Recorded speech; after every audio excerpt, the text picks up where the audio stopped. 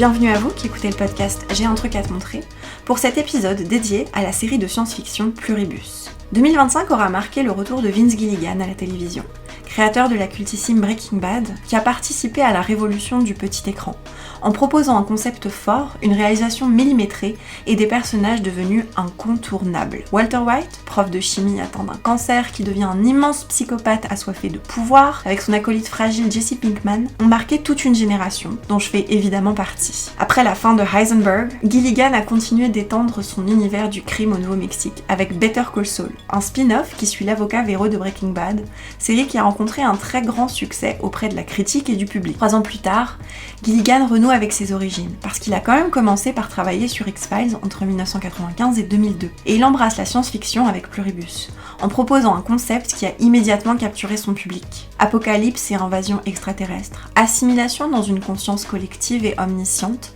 sont les prémices de cette histoire qui va suivre une héroïne non conventionnelle, interprétée par la muse de Gilligan, Rhea Seehorn, qui livre une interprétation bluffante, portrait d'une femme têtue, forte et résiliente, dont on explore la fragilité et les failles avec délicatesse. Ce qui démarque la série est son rythme particulier et son minimalisme.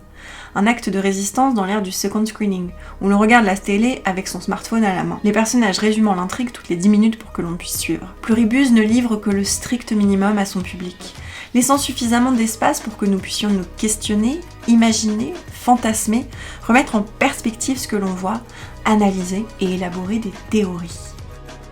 Aujourd'hui, je suis accompagnée de Mo. Bonjour. Et de Bastien. Bonjour. Pour parler de Pluribus. Hi, Carol. Thank you for calling. Yep. This must be so bewildering for you. Completely up to you, of course, but you might want to stick close to home for the next few days. If we can help you in any way, please let us know. We can deliver food, medicine, whatever you need. We are here for you. Rest assured, Carol, we will figure out what makes you different. Figure it out, why? So we can fix it.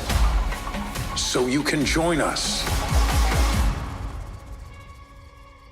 We feel like we're doing all the talking here. Are there any questions you might have for us, Carol? I guess to start with, what the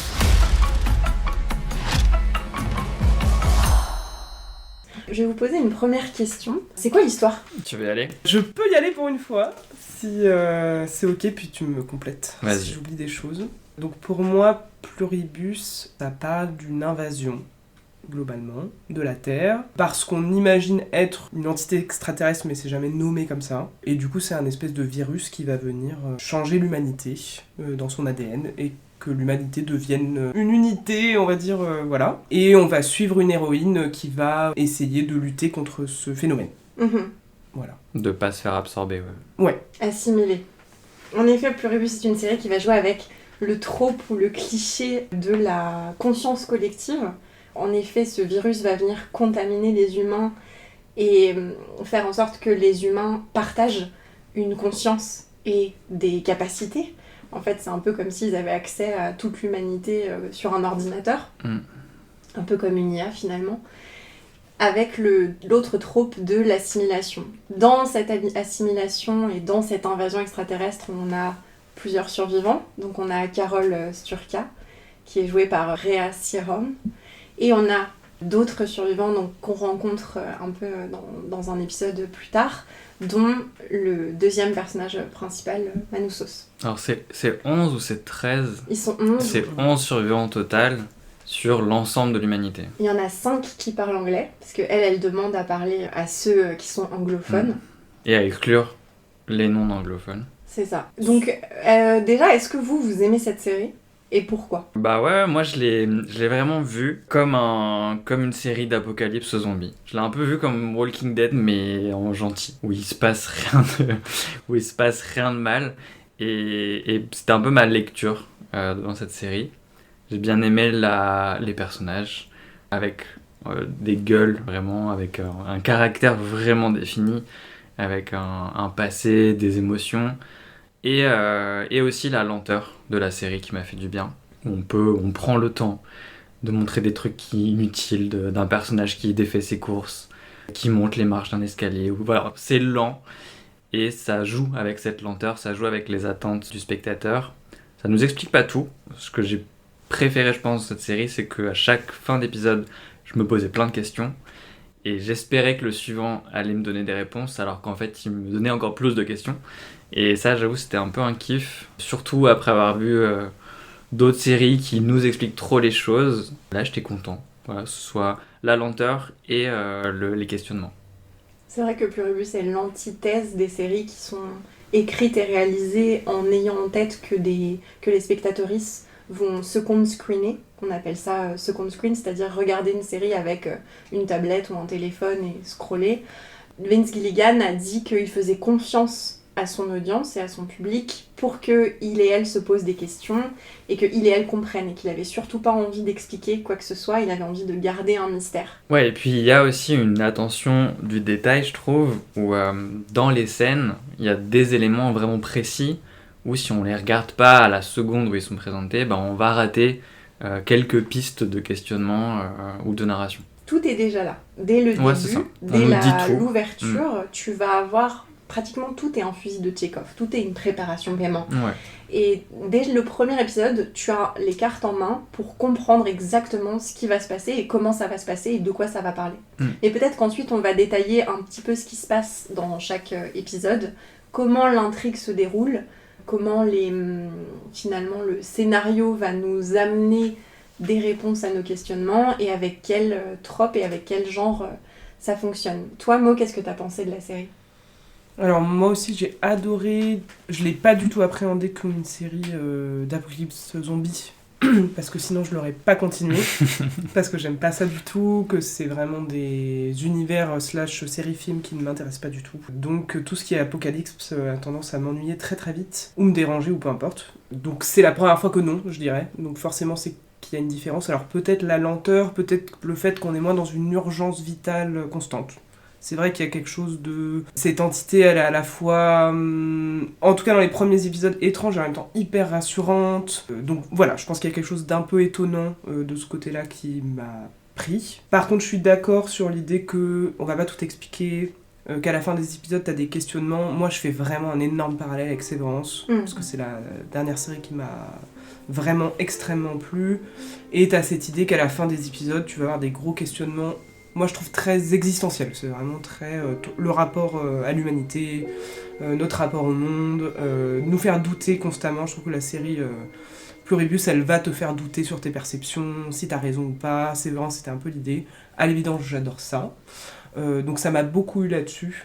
Et la lenteur, bon, je l'ai vue qu'une fois du coup, je vois ce que vous voulez dire dans on va prendre le temps de décortiquer des comportements. Le moment où elle peut tomber dans une poubelle, enfin en effet il y a des moments qui sont très détaillés, mais je l'ai pas vécu comme lent. Donc je sais pas si c'est parce que j'attendais la suite ou est-ce qu'au deuxième visionnage j'aurais cette sensation. En tout cas pour l'instant j'ai pas trop eu ce ressenti-là. Il y a plusieurs choses dans ce que tu viens de partager. C'est déjà des questionnements existentiels. Et il y a quelque chose un peu d'une horreur cosmique dans Pluribus, dans le sens où c'est un alien au sens eldritchien. Ouais, presque Lovecraftien, ouais. C'est ça, qui va venir s'emparer de l'humanité. Et ça vient nous questionner sur, en fait, qu'est-ce qu'un humain ? Qu'est-ce qui fait qu'on est humain ? Qu'est-ce qui fait que cette entité est alien ? Et ça, je trouve que c'est ce qu'il y a de plus passionnant dans la série et qu'on va décortiquer ensuite. Et vous revenez beaucoup sur le rythme et sur la lenteur. Ça, c'est ce qui a été le plus critiqué dans la série, avec le fait que le personnage est un personnage féminin. Et comme les gens sont sexistes, ils n'ont pas supporté d'avoir une anti-héros femme, mais on en parlera un petit peu plus tard. Moi, je trouve pas que ce soit vraiment tant lent que ça. Je crois qu'il y a des scènes qui sont très longues, notamment dans tout le premier épisode, la scène où Carole doit aider Hélène, ça dure 15 minutes, en fait tu la vois galérer. Pour moi c'est davantage quelque chose du temps réel. Ouais, oui, on n'a pas d'ellipse.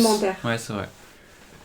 On va vraiment... Puis en fait on va nous montrer par exemple un plan large, le personnage va traverser le plan de gauche à droite, où on va nous montrer une télé qui descend du mur et on nous montre vraiment l'entièreté des 20-30 secondes du truc. Et ça, pour le coup, dans d'autres séries, on l'aurait coupé en fait. On serait passé directement ok, le truc est sorti, le personnage est passé. Et là, on a vraiment le temps qui passe. Et on a un petit peu sur la fin de la série avec Carol qui découvre vraiment la solitude, donc sans être entourée pour la première fois de sa vie. Et on ressent justement cette solitude via le temps qui passe, qui semble infiniment long, même en tant que spectateur. Puis au-delà du temps, moi je suis d'accord, et c'est aussi la lourdeur. Il y a quelque chose dans les corps. Je reprends l'exemple de la poubelle parce que c'est une des scènes qui m'a le plus marqué dans la série. C'est-à-dire qu'elle veut chercher quelque chose dans une espèce de grande benne. Et en fait, elle n'y arrive pas. Elle a du mal à se soulever elle-même. Tu sens son corps, en fait, je trouve. Je trouve que c'est très réaliste de ce point de vue-là. Ouais, il y a un truc de l'expérience humaine, quoi, de galérer, en fait. Phénoménologique, on te met dans l'expérience de ce corps-là en train de faire cette action-là et on va pas couper. Ouais. Et ça, t'as vraiment ce truc de on ne coupe pas, notamment avec le message vocal. Ça, on va expliquer peut-être plus tard. Peut-être qu'on peut commencer un peu à décortiquer la série, la prémisse et les personnages. La série s'ouvre sur une antenne sur le ciel bleu. Je vais décrire comment chaque épisode s'ouvre parce que ça a une importance.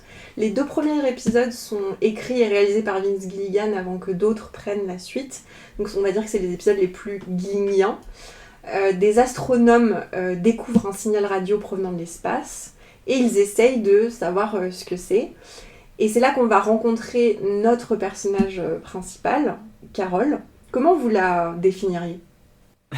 C'est dur. C'est dur, ouais. Parce qu'en fait, la façon dont on la découvre, elle évolue beaucoup au fil de la série.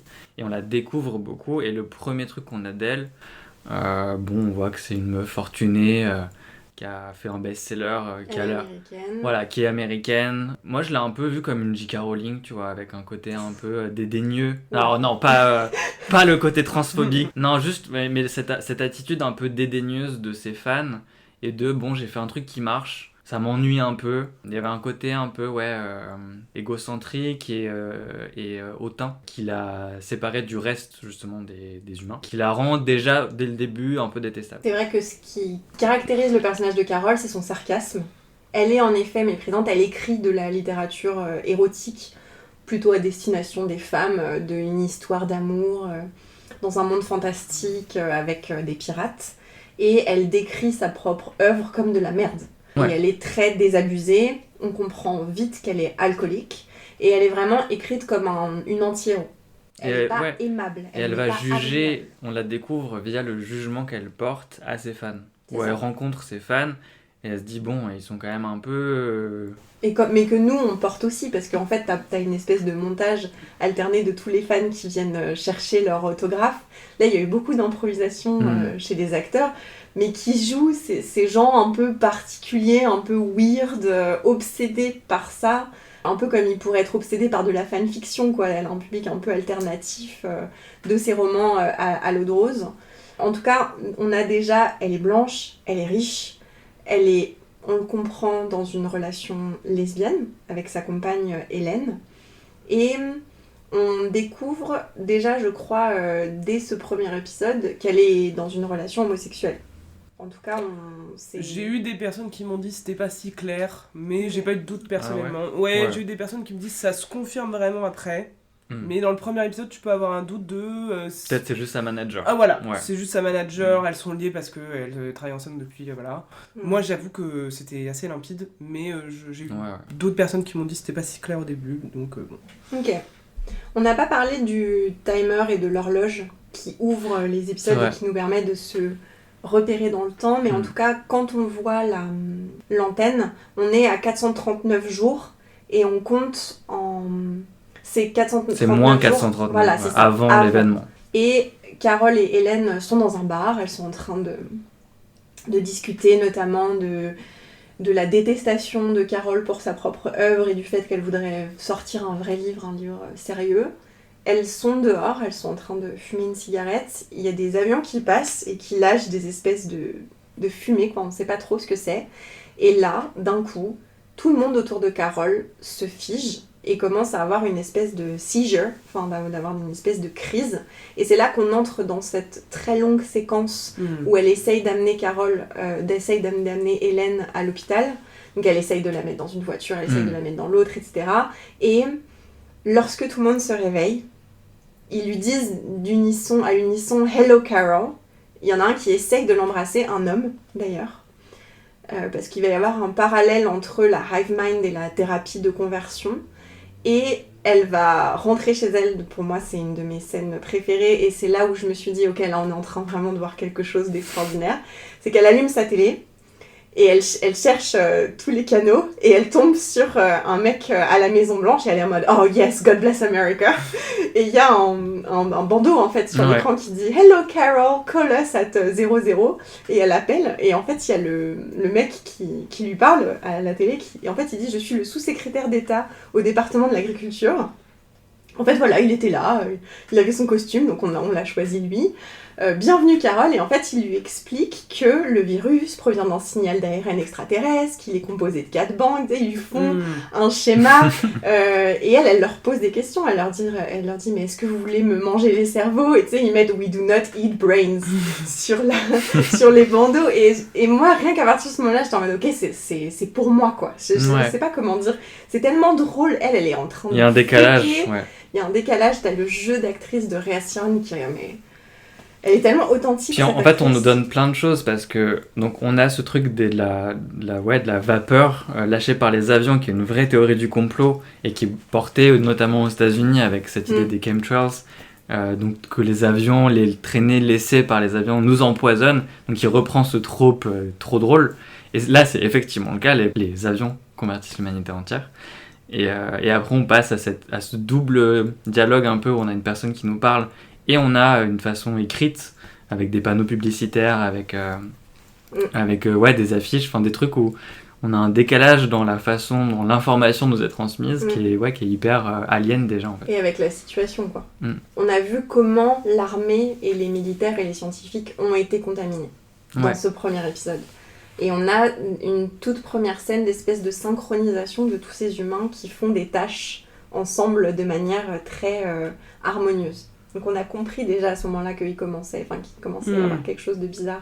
Pour moi, ce début-là, c'est pour ça que je parlais d'Apocalypse Zombie, parce que j'avais vraiment ce truc on reprend les codes de la fin de l'humanité, et on va remplacer, dans ce premier épisode, ce qui remplace la morsure de zombies, c'est le baiser, où tous les humains s'embrassent pour contaminer les autres humains. Et que ça va être comme ça, en tout cas, du coup, ça a été ma lecture, ça a été à chaque fois certains codes de l'apocalypse zombie qui sont convertis en fait dans quelque chose d'alien et de positif. Oui, parce qu'ils sont souriants et on va le remarquer très vite, ils sont agréables. Le deuxième épisode s'ouvre sur de la terre cette fois-ci, donc sur le sol, et là on a des tons très chauds. Et la terre est foulée par un personnage féminin, on la voit arriver, personnage avec lequel on sera très... proche plus tard, qui est Zoja. Et là, encore une fois, on a une très longue ouverture où on voit ce personnage évoluer à travers la ville. Je crois que c'est au Maroc, au tout début, quand on la trouve. Donc, et elle voyage, et elle prend l'avion, et elle allume charger un corps. Chaque réacteur. Oui, ils sont en train de se débarrasser des corps. Enfin, en tout cas, on comprend qu'il y a eu des morts un peu partout dans le monde. Comme Hélène. Hélène est décédée. Ouais. On l'a dit, ça non, que Carole perd Hélène. En fait, Hélène ne se réveille pas. En fait, elle se réveille, elle décède immédiatement de la sigeur. Et c'est le moment pivot, en tout cas, pour Carole, c'est qu'elle perd la femme qu'elle aime, avec qui elle partage sa vie, et on le découvrira plus tard, avec qui elle a passé des années. Oui. Au moins 7 ans, au moins 10 ans. De comment ça nous l'est montré dans la première saison, le seul être humain en qui Carole a une estime. C'est la seule personne qui a les proches. Elle est aussi caractérisée comme très seule, en fait, parce qu'il y a un moment de solitude vraiment réel dans la série, mais on sent qu'elle le vit quand même depuis très très longtemps avant. Et juste sur Carole, ce que je trouve intéressant, c'est qu'à la fin de la saison 1, il manque encore des éléments de sa construction de personnalité. T'apprends tout le temps. Comme elle est dans des situations extrêmes, elle va aussi changer. Y a des choses qui vont se modifier. Enfin, je trouve que c'est un personnage qui va beaucoup évolué en très peu de temps, avec une sensation à la fin que j'ai beaucoup entendu ça sur le fait qu'elle n'était pas aimable, et j'ai un peu du mal à le ressentir dans le sens où c'est pas un anti-héros non plus comme d'habitude, je trouve, où elle a quand même des qualités qui te sont montrées, qui sont importantes. Bien sûr. Elle est hyper intelligente, elle ouais, a des ressources de c'est une lutteuse, quoi qu'il arrive, elle se laissera Elle est jamais obstinée, faire. ouais. Et puis elle a une force mentale, elle a une résilience, elle est débrouillarde. Complètement. Et donc moi c'est bon, après c'est peut-être des caractéristiques que j'apprécie aussi par ailleurs, quoi. Mais je voulais te dire, surtout à la fin de la saison 1, j'ai une sensation que il nous manque beaucoup de choses dans sa caractérisation. Bien sûr. Et c'est génial, quoi. Enfin, c'est vraiment génial d'avoir ça. Ouais. Oui, c'est quelqu'un d'obstiné, de têtu. Et donc en effet elle perd vraiment là on sent que c'est un bout de son identité, quoi, qui disparaît, et un de ses seuls liens sécures. Mais je trouve que dans la manière dont le personnage agit, ce qu'elle dit, elle pourrait être détestable, mais le jeu de l'actrice est tellement authentique et elle est si touchante que tu es obligé d'avoir de l'empathie pour elle. En fait, elle montre des émotions. Et je crois qu'un personnage masculin qui aurait été caractérisé comme ça serait passé crème. Ça me fait vraiment penser à la manière dont on a antagonisé le personnage de Skyler dans Breaking Bad. Ouais. Alors que, désolé, mais son mari la viole dans la première saison. C'est un baron de la drogue, c'est un psychopathe fini qui tue des gens. Et le seul truc qu'elle fait, c'est s'éloigner de lui, avoir une relation avec quelqu'un d'autre parce qu'elle s'éloigne de lui, et lui dire « ce serait bien que t'arrêtes de vendre de la drogue et de tuer des gens ». Et elle a été harcelée, l'actrice, sur les réseaux, dans la vie. Il y a eu vraiment un mouvement anti-Skyler. Encore aujourd'hui, si tu parles avec des gens, ils vont te dire « j'adore Breaking Bad, mais je déteste Skyler ». Ah ouais. J'ai trouvé que ça avait beaucoup évolué, mais peut-être que je suis un peu optimiste. J'ai eu l'impression que les gens avaient beaucoup changé sur ce point de vue-là. Mais en tout cas, ils en parlent, de ce biais-là.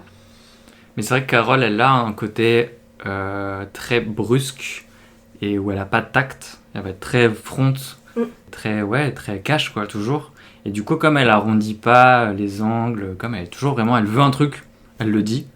Elle a un côté, même dans son acting, un truc très carré, très rigide, en fait, tu sens dans sa structure, qui fait que, elle peut on peut se dire, dis donc, elle est un petit peu brusque quand même, la madame. Et en même temps, tu vois qu'elle a c'est la seule qui est vraiment préoccupée par l'idée de sauver l'humanité. Elle a une résilience qui est incroyable. Enfin, elle a des qualités qui font que, au bout d'un moment, tu vois ses moments de faiblesse, tu vois ses moments où elle se résigne, tu vois toute son évolution de personnage. Donc, tu vois qu'elle a quand même un peu une souplesse dans ce qu'elle vit. Tu vois qu'elle est quand même... Elle cogite quand même pas mal parce qu'elle arrive à déduire des choses, elle mène ses propres enquêtes et tout. On va en parler de son enquête. Mais... Voilà, elle a vraiment une richesse intérieure en fait qui est importante. Quand t'en parles, je me rends compte que individuellement, je la trouve vraiment aimable. Enfin, moi j'ai un côté où je comprends toutes ces... Et en fait, si j'ai des critiques à lui faire ou des choses que je n'aime pas chez elle, c'est très sociétal. C'est-à-dire qu'elle est très individualiste. Elle est anti-système, On a la sensation qu'elle a aucune conscience de ses privilèges. En fait, c'est le côté systémique américain impérialiste. Ouais, en fait. On appuie un peu sur ça au début où justement elle va mettre de côté tous ceux qui parlent pas anglais. Oui. Il y a un côté un peu impérialiste en mode c'est moi l'américaine, donc c'est moi qui vais décider de comment on sauve l'humanité. Ça c'est dans l'épisode 2, donc qui s'ouvre sur cette femme. On va comprendre que c'est la Hive Mind qui l'envoie à Carole. Et pourquoi est-ce qu'ils l'ont envoyé à Carole ? C'est son king, quoi. Enfin, c'est son fantasme, en fait. C'est ça. En fait, c'est un personnage qu'elle a écrit selon ses goûts physiques, en fait. En fait, Carole la bug un peu sur elle. Elle est en train d'essayer d'enterrer sa femme, à ce moment-là, dans son jardin. Cette femme arrive en lui proposant de l'eau et en lui disant « il faut que tu t'hydrates ». Elle parle comme ChatGPT. Et elle va chercher son livre, la couverture de son livre, et elle la met à côté de cette femme. Et elle dit, mais pourquoi tu ressembles à Rabban ? Pourquoi tu ressembles à mon personnage, celui que j'ai créé ? Et elle lui dit, la seule personne qui savait sur cette terre que Rabban était une femme, dans le script originel, c'était Hélène. Et c'est là qu'elle lui dit, Hélène est elle est dans notre tête, en fait, elle fait partie de nous, elle nous a rejoints avant de décéder. Et il me semble qu'elle lui fait faire une crise à ce moment-là, quand Carole lui dit vous êtes des monstres, vous l'avez tué, c'est de votre faute. C'est la première fois qu'on voit la Hive Mind faire une crise à cause de Carole, parce qu'en fait elle se laisse pas faire, elle veut pas l'eau qu'il lui apporte, elle veut pas d'aide, elle refuse, mais elle va finir par accepter. Elle va finir par accepter qu'ils mettent une machine pour enterrer qui lui livre une pelleteuse de Hélène. contrairement à Manoussos dont on parlera plus tard lorsqu'il apparaît. Et à ce moment-là, Carole se sent mal d'avoir créé une crise. Et c'est là qu'on capte qu'il y a quelque chose dans l'émotion négative, dans le conflit et dans la confrontation que la hive mind, que l'esprit collectif ne supporte pas, ne peut pas gérer et qui lui fait... qui la tue littéralement. Et c'est trop marrant parce que Carole, elle va dans la rue et tout, elle essaye de sauver des gens, d'aider des gens, et quand ils reviennent à eux, elle dit « I'm sorry », ils disent « We know, Carol ». Enfin, c'est hyper drôle. Et à ce moment-là, Carole s'intéresse, une fois qu'ils ont fini par enterrer Hélène, elle s'intéresse aux autres survivants. Et elle dit amenez-moi les 5 qui parlent anglais, parce qu'elle est parano en fait, elle veut pas que la hive mind fasse la traduction. Et donc du coup ils vont à Bilbao, prennent l'avion, et elle rencontre les autres personnages. Donc on a Lakshmi, qui est une indienne, qui est là avec sa famille, son fils. Autumn Bayar, là on ne sait pas d'où il vient lui, exactement. Moi j'imagine Mongolie ou Yémen, je sais pas, mais en tout cas c'est pas précisé je crois. Shumei, qui vient de Chine, Kusimayu, qui vient du Pérou, et un autre personnage très important, Monsieur Kumba Diabaté, qui vient de Mauritanie, qui lui a demandé Air Force One pour arriver à l'avion Bilbao. présidentiel américain. Ouais. Et lui c'est un utilisateur du ChatGPT à fond quoi. Il a asservi la hive mind, il se fait un harem sexuel et il est dans GTA quoi. Il demande Air Force One, il demande à vivre dans l'opulence et dans la richesse, et c'est là qu'elle les confronte et qu'on a cette idée de Carole représente l'impérialisme américain, elle est dans Air Force One, elle a littéralement le drapeau américain derrière et elle est en mode il faut qu'on sauve le monde. Et c'est là qu'on a la vision de ces autres survivants sur la situation, où Kumba lui dit mais en fait il n'y a plus de racisme, on ne tue plus les animaux en masse, on les a libérés, qu'est-ce que tu veux sauver ? Enfin le monde est sauvé en fait. Et c'est là que moi j'ai eu un moment de mais oui, mais oui, ils ont entièrement raison. Ouais, là c'est le premier moment où on se dit ok, donc elle c'est la seule survivante vraiment privilégiée qui d'un coup découvre ce que c'est de plus avoir ses privilèges et de plus être la personne la plus importante. Là où les autres, au contraire, ont d'un coup accès à une richesse, une opulence et à une communauté d'un coup étendue et très, très développée. Et notamment donc, ce personnage mauritanien qui, ça devient le roi du monde, quoi, concrètement. Il a accès à toutes les richesses, tous ses désirs sont accomplis dans la seconde. Et donc pour lui, c'est évidemment une très bonne chose. Et puis tu navigues vraiment entre ces points de vue-là. Enfin, moi je trouve que quand il arrive, t'es vraiment à la tête de Carole à le juger, en fait. Vraiment, tu te dis que... c'est horrible et qu'il devrait exactement, il devrait lutter, que c'est ridicule et ensuite tu vas même dans des épisodes un peu plus loin aller plutôt dans son point de vue à lui où tu comprends en fait et que là tu vas critiquer Carole en disant en fait c'est vrai qu'elle est hyper il faut sauver le monde, il faut que tout le monde me suive et puis vous êtes hyper asservis il y a un énorme jugement, elle est la seule à elle vraiment savoir et intellectuellement elle est plus que les autres, il y a vraiment une notion comme ça et du coup j'aime bien que tu navigues entre les points de vue et que du coup t'es jamais d'accord avec toi-même, je trouve que tu vas beaucoup te contredire pareil sur le rapport à la hive mind.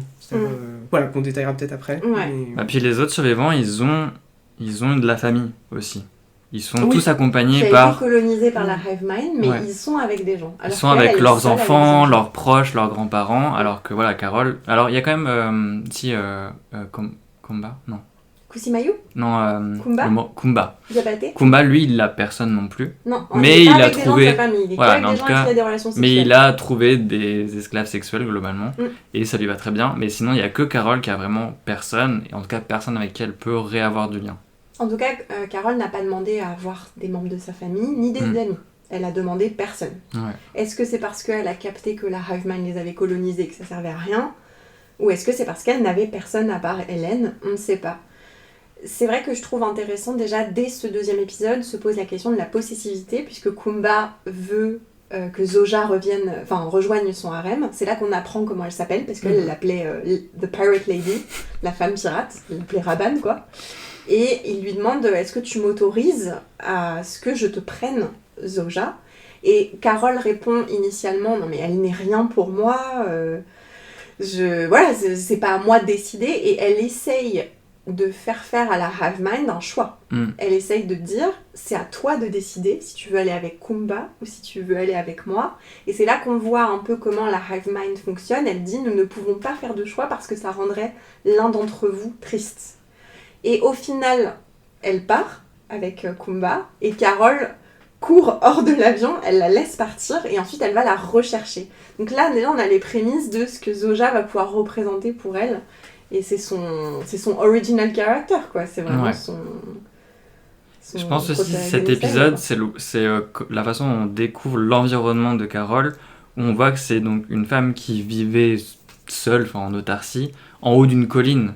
Et il y avait déjà un petit peu un truc dans son environnement où elle avait peu de voisins, il y a genre 3 maisons à côté de la sienne, ils sont isolés en haut d'une espèce de petite colline dans le désert, et ça faisait un peu, le roi sur la montagne, la reine sur la montagne, isolée déjà du reste de l'humanité.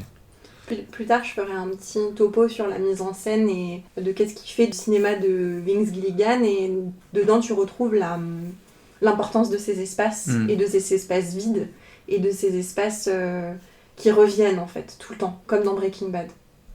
Ok, peut-être on passe à l'épisode 3, Grenade. Cette fois-ci, il s'ouvre sur le bleu de la glace de l'hôtel. On est à 2600 jours avant que la Hive Mind n'arrive et ne colonise la Terre. Et Carol est avec Hélène dans un hôtel de glace, en Finlande, en Suède, on ne sait pas. Elle passe un très mauvais moment, elle se gèle le cul, globalement. Et c'est là qu'on apprend qu'elle a congelé ses ovocytes, au détour de ce dialogue.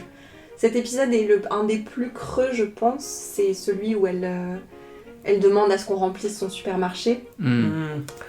Ouais, c'est la deuxième meilleure scène de la série, donc. Enfin, de cette saison, en tout cas. C'est quoi la première Moi, scène? je suis désolée, la scène de la poubelle me demande pas pourquoi. Ah, j'ai eu un truc avec cette scène, je la trouve. C'est une épiphanie sur la poubelle. Complètement. Vraiment, La poubelle, en fait, dans souvent. d'autres films ou séries, je sais comment ça aurait été tourné, je sais pas comment dire, et comment il a pris le contre-pied de ce type de scène-là, bref. Okay. Et le supermarché, c'est... Enfin, moi personnellement, déjà c'est hyper bien mis en scène, la chorégraphie, c'est hyper bien chorégraphié, pardon. Et de te rendre compte de tout ce qui est impliqué pour avoir ce qu'on a. Exactement. Pour consommer ce qu'on consomme. Peut-être on peut décrire la situation. En gros, Carol ne veut pas que la Hive Mind lui donne de la nourriture, alors qu'il lui envoie spécifiquement ses plats préférés, ils sont vraiment en train de la séduire. Elle dit non, je suis une femme autonome, je vais aller au supermarché, le supermarché est vide. Donc elle appelle la Hive Mind en disant remplissez-moi mon bio, c'est bon quoi. Et donc là t'as 15 énormes camions et une centaine de personnes qui arrivent et ils sont tous contents, ils sont tous souriants. Hello Carol! Et ils arrivent et ils lui remplissent son supermarché pour une personne. Et c'est vrai que moi aussi j'ai eu cette épiphanie de le capitalisme n'a aucun sens et la manière dont on se procure de la nourriture n'a absolument aucun sens. Ouais, ce qui est bien c'est que c'est le contre-pied des films et des séries zombies où justement la première destination des survivants c'est d'aller vider le supermarché pour avoir les ressources essentielles. Et là, on a vraiment l'inverse, où justement, elle va avoir besoin de trucs pas essentiels, et ils vont remplir, déjà c'est un magasin bio, tu comprends, avec quand même des produits archi-niches, locaux et tout. Très bien, mais on n'est pas dans des besoins de première nécessité. Et elle déploie une armée, littéralement, pour remplir... et moi, j'adore. Tout ça pour se prendre les plats préparés et le micro-ondes. Ouais, en plus, ouais. Donc avec une fausse idée d'indépendance, elle est toujours un peu là-dedans, de dire j'ai pas besoin de vous, mais en même temps je vais vous utiliser quand même. C'est une fausse idée d'indépendance, c'est ça, complètement. C'est incroyable en une scène. Par son statut d'américaine, où en fait finalement quand mais d'occidentale même je dirais, quand on est à notre place, on peut aller sur Amazon et commander n'importe quoi, on l'aura le lendemain. Et elle est vraiment dans cette immédiateté-là et dans cette gratification immédiate. Ce qui fait que ça la choque pas plus que ça finalement, la Hive Mind. Parce que moi quand j'ai vu cette scène, je me suis dit mais j'aurais eu honte. J'aurais vu les 15 camions et j'aurais dit mais non, repartez. De toute façon, moi j'aurais accepté la Hive Mind complètement. J'aurais jamais réagi à Carole. Donc bon. Ok. C'est dans cet épisode-là qu'on a la grenade. Où en fait Carole demande de manière sarcastique une grenade et que Zoja la lui apporte. Et elle la détonne parce qu'elle ne pensait pas qu'il lui donnerait une vraie grenade. Évidemment, Zoja est blessée et à l'hôpital, et on a une des meilleures scènes pour moi, l'un des dialogues les plus drôles de toute la série, où il y a un autre de la Hive Mind qui arrive, il est joué par Robert Bailey Jr. Pépite, vraiment il est là pendant 5 minutes, mais c'est la meilleure scène. Et elle dit pourquoi vous m'avez donné une vraie grenade ? Parce que vous me l'avez demandé. Enfin, tu nous l'as demandé. Mais si je vous avais demandé un fusil d'assaut. Un tank. Et elle finit par dire si je vous avais demandé une bombe nucléaire. Et vraiment, là, il y a l'acteur qui fait Would you like a bomb? Et vraiment, ce dialogue est fou. Et c'est là, pour moi, que c'est vraiment fait le parallèle avec les chatbots et avec l'IA. What about an atom bomb? Why would you want one? To blow shit up? For kicks? I mean, does it matter? You gave me a grenade, for fuck's sake. It'd be okay to say no at this point. That would be sane. Not utterly batshit crazy. If you truly wanted a nuclear weapon, we would weigh the pros and cons with you. We would explain that it would be very destructive. Yes or no? Ultimately, yes. Wouldn't necessarily feel good about it, but we would move heaven and earth to make you happy, Carol. Would you like an atom bomb? Où en gros t'as une espèce de gratification instantanée, comme je disais, de chambre d'écho, avec une proximité fausse et une flagornerie excessive, un empressement à plaire, quoi. Tu vas te demander quelque chose, il va te le donner, qu'importe. Un biais de confirmation, ouais, de... C'est ça. Si tu te demandes quelque chose, c'est que tu le veux. C'est ça. Ouais, il y a une impossibilité de contradiction, de te contrarier et vivre des émotions négatives. Ou de même critiquer que tu veuilles cette chose. Ouais. Et c'est vrai que quand tu as un peu discuté avec des IA, c'est impressionnant à quel point les dialogues, c'est la même chose. Enfin, c'est construit de la même manière. C'est la scène où elles boivent toutes les deux juste avant qu'elle détonne la grenade, où elles boivent de l'alcool. Et vraiment, Zoja lui fait un exposé sur l'alcool, d'où il vient. Ah oui, c'est vrai qu'elle commence à avoir des dialogues robotiques, vraiment. C'est atroce. Où elle débite des faits scientifiques un peu nuls. En fait, c'est du small talk, mais en pire. Ouais. Moi, j'aurais eu envie mais avec Internet en fond, quoi. Et tu me demandes si tu peux lui demander de parler comme quelqu'un d'autre. Tu vois, par exemple, si moi je suis demain dans Pluribus et que je leur dis ramenez-moi Bo Burnham et que je leur dis est-ce que vous pouvez faire parler Bo Burnham comme Bo Burnham? Si, parce qu'on a une scène avec Kumba où justement ils jouent. Donc ils arrivent à... On a des scènes de jeu. Ouais. Oui, ils arrivent à jouer autre chose. Ce qui te dit beaucoup, je trouve, moi, personnellement. Parce qu'à un moment, il faudra qu'on parle quand même de la Mind de manière plus générale. Oui, t'inquiète. Mais on va y arriver. Oui, mais comme on a eu Zoja qui a un mal infini à dire je plutôt que de dire nous. Oui, ça c'est pas donc on a les deux qui existent. À la fois ils peuvent faire semblant de jouer un rôle et en même temps faire semblant d'être individuel et quasiment insurmontable. T'as un peu l'impression qu'ils apprennent au fur et à mesure. Ouais. Il faut une bêtise dans le jeu de Kumba à un moment. Et il va devoir le reprendre en disant mais là tu sors du jeu, ça va pas du tout. Et hop, il se reprend. Enfin, ils font des erreurs encore pour jouer l'humain, quoi. Ouais, on retrouve cette idée d'un ton neutre et impersonnel et d'une volonté de conforter les idées de l'utilisateur en face de soi. Ok, on va passer à l'épisode 4 qui s'appelle Please Carol et qui s'ouvre sur la radio de Manousos. Ah ouais. Et sur son reflet dans sa radio. Vous avez entendu le ton changer. Ouais. Alors, bon. Ouais, moi, je pense... Manousos, c'est toute ma vie, je pense. Et je sais pas pourquoi, à ce point, mais je pense que... En fait, on a un flashback de lui au Paraguay, enfermé chez lui, à passer toutes les ondes radio au scalpel, au peigne fin. D'ailleurs, il trouve quelque chose, il me semble. Il entend quelque chose. Il trouve un signal différent. Ouais. C'est ça. Il rejette... Les autres l'ont trouvé, donc du coup, il lui envoie de la bouffe, il la refuse. Quotidiennement, il reçoit de la nourriture, ouais. Et quotidiennement, alors qu'il crève de faim, il va sortir et pousser la nourriture pour qu'elle soit gâchée, détruite. Il préfère aller dans son... Donc en fait, il travaille dans un lotissement de... Comment on appelle ça ? Des locaux, des garde-meubles. Ouais. Un garde-meuble. Il va finir par fouiller dans le garde-meuble pour chercher de la bouffe. Il va bouffer de la bouffe pour chien. Et là, on a la scène où Carol l'a appelé depuis l'avion. Et il raccrochait. Et il finit par lui dire en espagnol « Mais arrêtez de m'appeler, bande de connards, je vous déteste !» Et elle l'a rappelé pour lui dire « Va te faire foutre !» Pour l'insulter, ouais. Ouais, c'est ça. Et du coup, il se dit « Ah, première réaction humaine. » Et il note son nom, Carol Pisturka. parce qu'elle lui a dit « Hello, je m'appelle Carole Sturka » et c'est la première fois qu'on voit Manoussos. Et dans cet épisode, on va avoir le plan de Carole.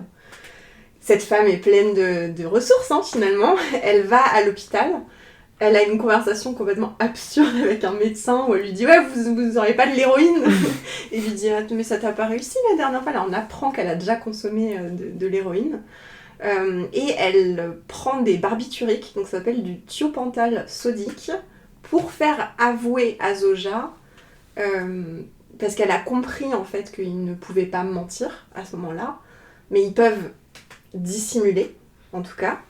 C'est là qu'elle lui dit que la Hiveman lui rappelle le camp de conversion. Donc un camp de conversion, c'est là où on emmène des personnes gays pour les rendre hétérosexuelles. C'est terrible et c'est de la torture psychologique, donc elle a été dans un camp comme ça à 16 ans, que eux aussi étaient très souriants et qui lui promettaient un monde meilleur où elle ne serait plus différente. Et elle drogue Zoja pour lui faire admettre que la colonisation de l'humanité est réversible. Et c'est là que, en fait, elle fait entrer un peu la Hiveman dans un autre état de choc. Pas une crise d'épilepsie, mais tout le monde se met à pleurer et à lui dire « Pitié, Carole, pitié ». Et c'est là qu'elle se fait totalement abandonner par la Hiveman. C'est-à-dire que tout le monde part, elle est allée trop loin.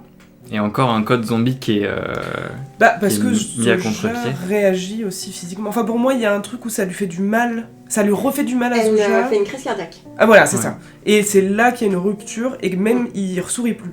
Non. Je crois que c'est la première fois qu'on les voit... Ah bah là, il lui sourit plus. Voilà. Mais il évite. Enfin, Carole lui a refait mal physiquement. Il y a un truc où vraiment elle a re-atteint une limite... Déjà qu'elle lui a fait exploser une grenade. C'est ça. Elle l'a foutu à l'hôpital. Voilà. Et en plus, elle lui fout des barbituriques qui lui font faire une... En fait, elle lui fait faire une OD, quoi. Ouais, c'est ça. Et là, la Hiveman l'aperçoit comme un danger. Et on a, du coup, l'inverse de l'invasion zombie. On a le départ zombie, où tout le monde quitte la ville, les lumières s'éteignent. Et là, d'un coup, elle est plus seule humaine, elle est aussi seule vivante dans les 20-30 km environnants. L'isolement commence. Et sur Manoussos, ce que j'ai trouvé très intéressant dès le début, c'est déjà on voit qu'il est capable d'une austérité extrême, donc l'inverse de Carole. Quoi. Il peut vivre comme un moine. Ouais, il peut vivre vraiment sans lumière, sans contact, sans divertissement. Et il y a un truc aussi où quand il va fouiller dans les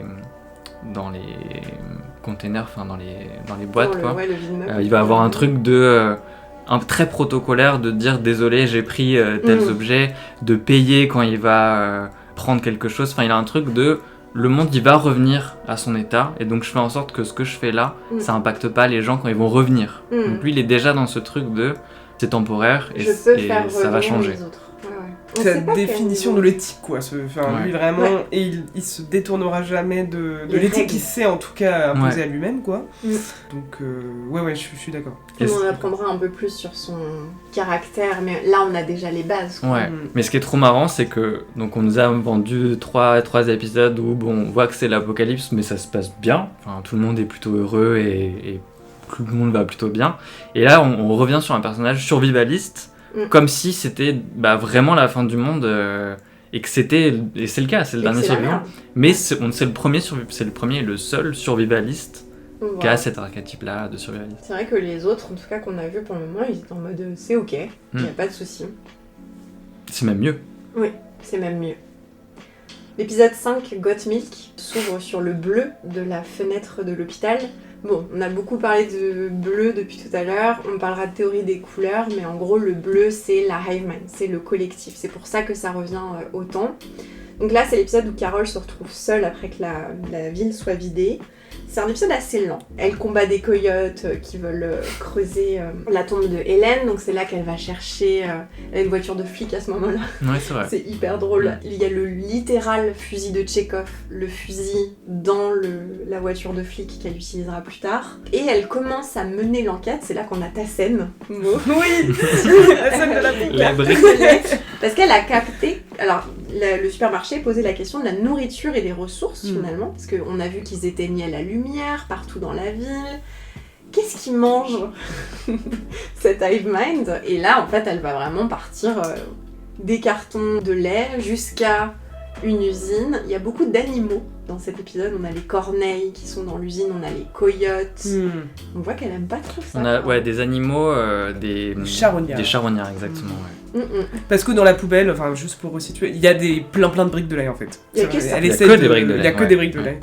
Et la donc, poubelle bleue et jaune. Tout à fait. Où le fond est bleu et le couvercle est jaune. Donc elle mène son enquête, je sais plus, c'est à vous de me dire, est-ce que c'est là qu'elle va... Non, c'est après, pardon. Parce que dans son enquête, ce que je trouve aussi intéressant, c'est qu'elle va faire des trucs absurdes qui n'ont pas de sens. Puis qui n'ont pas d'intérêt. Non. Mais elle fait quand même, elle essaie. C'est incroyable, elle commence à se filmer. Ouais, elle documente. C'est incroyable. Elle est là, donc voilà, j'ai trouvé ça. Et elle a l'air folle en fait. Enfin, on dirait vraiment une espèce de vlog de personnes dérangées sur YouTube. On dirait une complotiste. Ouais, vraiment. Et elle fait envoyer les cassettes aux autres survivants en espérant que quelqu'un lui réponde. Et c'est là qu'on a les drones. Qui lui livrent les trucs. Les scènes des drones sont incroyables. Encore une fois, on prend son temps, quoi. Ouais. Tu vois, dans ces scènes-là. Ouais, ou comme la Hive-Mind ne la contacte plus, on a ces drones qui arrivent. On se demande, parce qu'elle demande des choses, on se dit, comment ils vont faire ? Est-ce qu'ils vont ramener juste quelqu'un de très loin qui va le déposer ? Non, donc c'est un drone volant qui le débarque, mais tu vois, qui est mal piloté. Il y en a un qui se plante dans un lampadaire qui est... Mais c'est parce qu'ils lui ont demandé à ce que sa poubelle fasse moins de 10 kilos. Et elle se dit, bon, à 11 kilos près. Voilà, et du coup, le drone se prend dans le lampadaire. C'est là qu'on a la première fois le message vocal. Oui. Hello, Carol. Hello, Carol. This is a recording. At the tone, you can leave a message to request anything you might need. We'll do our best to provide it. Our feelings for you haven't changed, Carol. But after everything that's happened, we just need a little space. Et à chaque fois, on se dit, mais ils vont... Et ils ne le coupent jamais, ouais. C'est vrai, ça c'était fort. À chaque fois qu'elle appelle, on se tape le message de bout en bout. Mais dis-nous de quoi tu as besoin et on te l'apportera. Et en tant que spectateur, j'ai toujours, moi, été un peu sur la frontière de ça me fait chier, mais pas encore suffisamment pour que je me dise ah si, c'est bon, j'en ai marre. Genre, je suis toujours un peu en mode, bon, je la réécoute encore une fois. Je me suis dit, peut-être à un moment, ils vont le raccourcir. Ils le raccourcissent toujours pas. Et on joue toujours un peu avec ça, je trouve. Moi, c'est le côté immersif, je suis avec elle, quoi. We're gonna listen to the voicemail, we're gonna do it together. Ouais, il y a un moment, on est résigné comme Carole. Et on se dit, bon, on a 10 secondes où il se passe rien dans notre cerveau. Et après, c'est bon, on peut parler. Ouais, mais c'est violent, hein, en vrai. De la part de la Hive-Mind de faire ça, de l'isoler totalement. Parce qu'ils ont... En fait, c'est ça qui est fou, c'est qu'ils ont tous les psychologues, ils ont tous les psychiatres, ils ont tous les thérapeutes du monde, donc ils devraient normalement savoir. Ils savent pas avoir des liens humains, mais par contre, ils savent que si tu isoles quelqu'un pendant 30 jours, tu vas le briser. Ouais. Alors, ça dépend de la structure psychique de la personne. Carole est fragile. Elle a un passé d'addict, elle est clairement alcoolique, elle a l'air dépressive, enfin... On voit qu'elle a des benzodiazépines, elle prend beaucoup de Xanax. C'est quelqu'un qui est fragile mentalement et émotionnellement. Donc ils savent ça. Ils ont toutes ces infos sur elle. Et ils savent très bien ce qu'ils font en l'isolant. Ah ouais ? Pour moi, oui. Pour toi, c'est ta lecture. Ok. Tandis que Manosos, il est incassable. Ouais. Bah, pour moi, Manosos, il est sur le spectre. Mais bon, on en parlera plus. Ok, l'épisode 6, HDP ou POH, donc protéines d'origine humaine. Donc là, on repasse à des tons orangés. On n'avait que du bleu jusqu'ici, c'est l'ouverture. Et là, c'est vraiment l'ancienne usine. Carole sort après avoir fait la découverte, parce qu'elle a découvert quelque chose, on ne sait pas. C'est un cliffhanger dans l'épisode 5. Nous, on avait deviné que c'était des corps.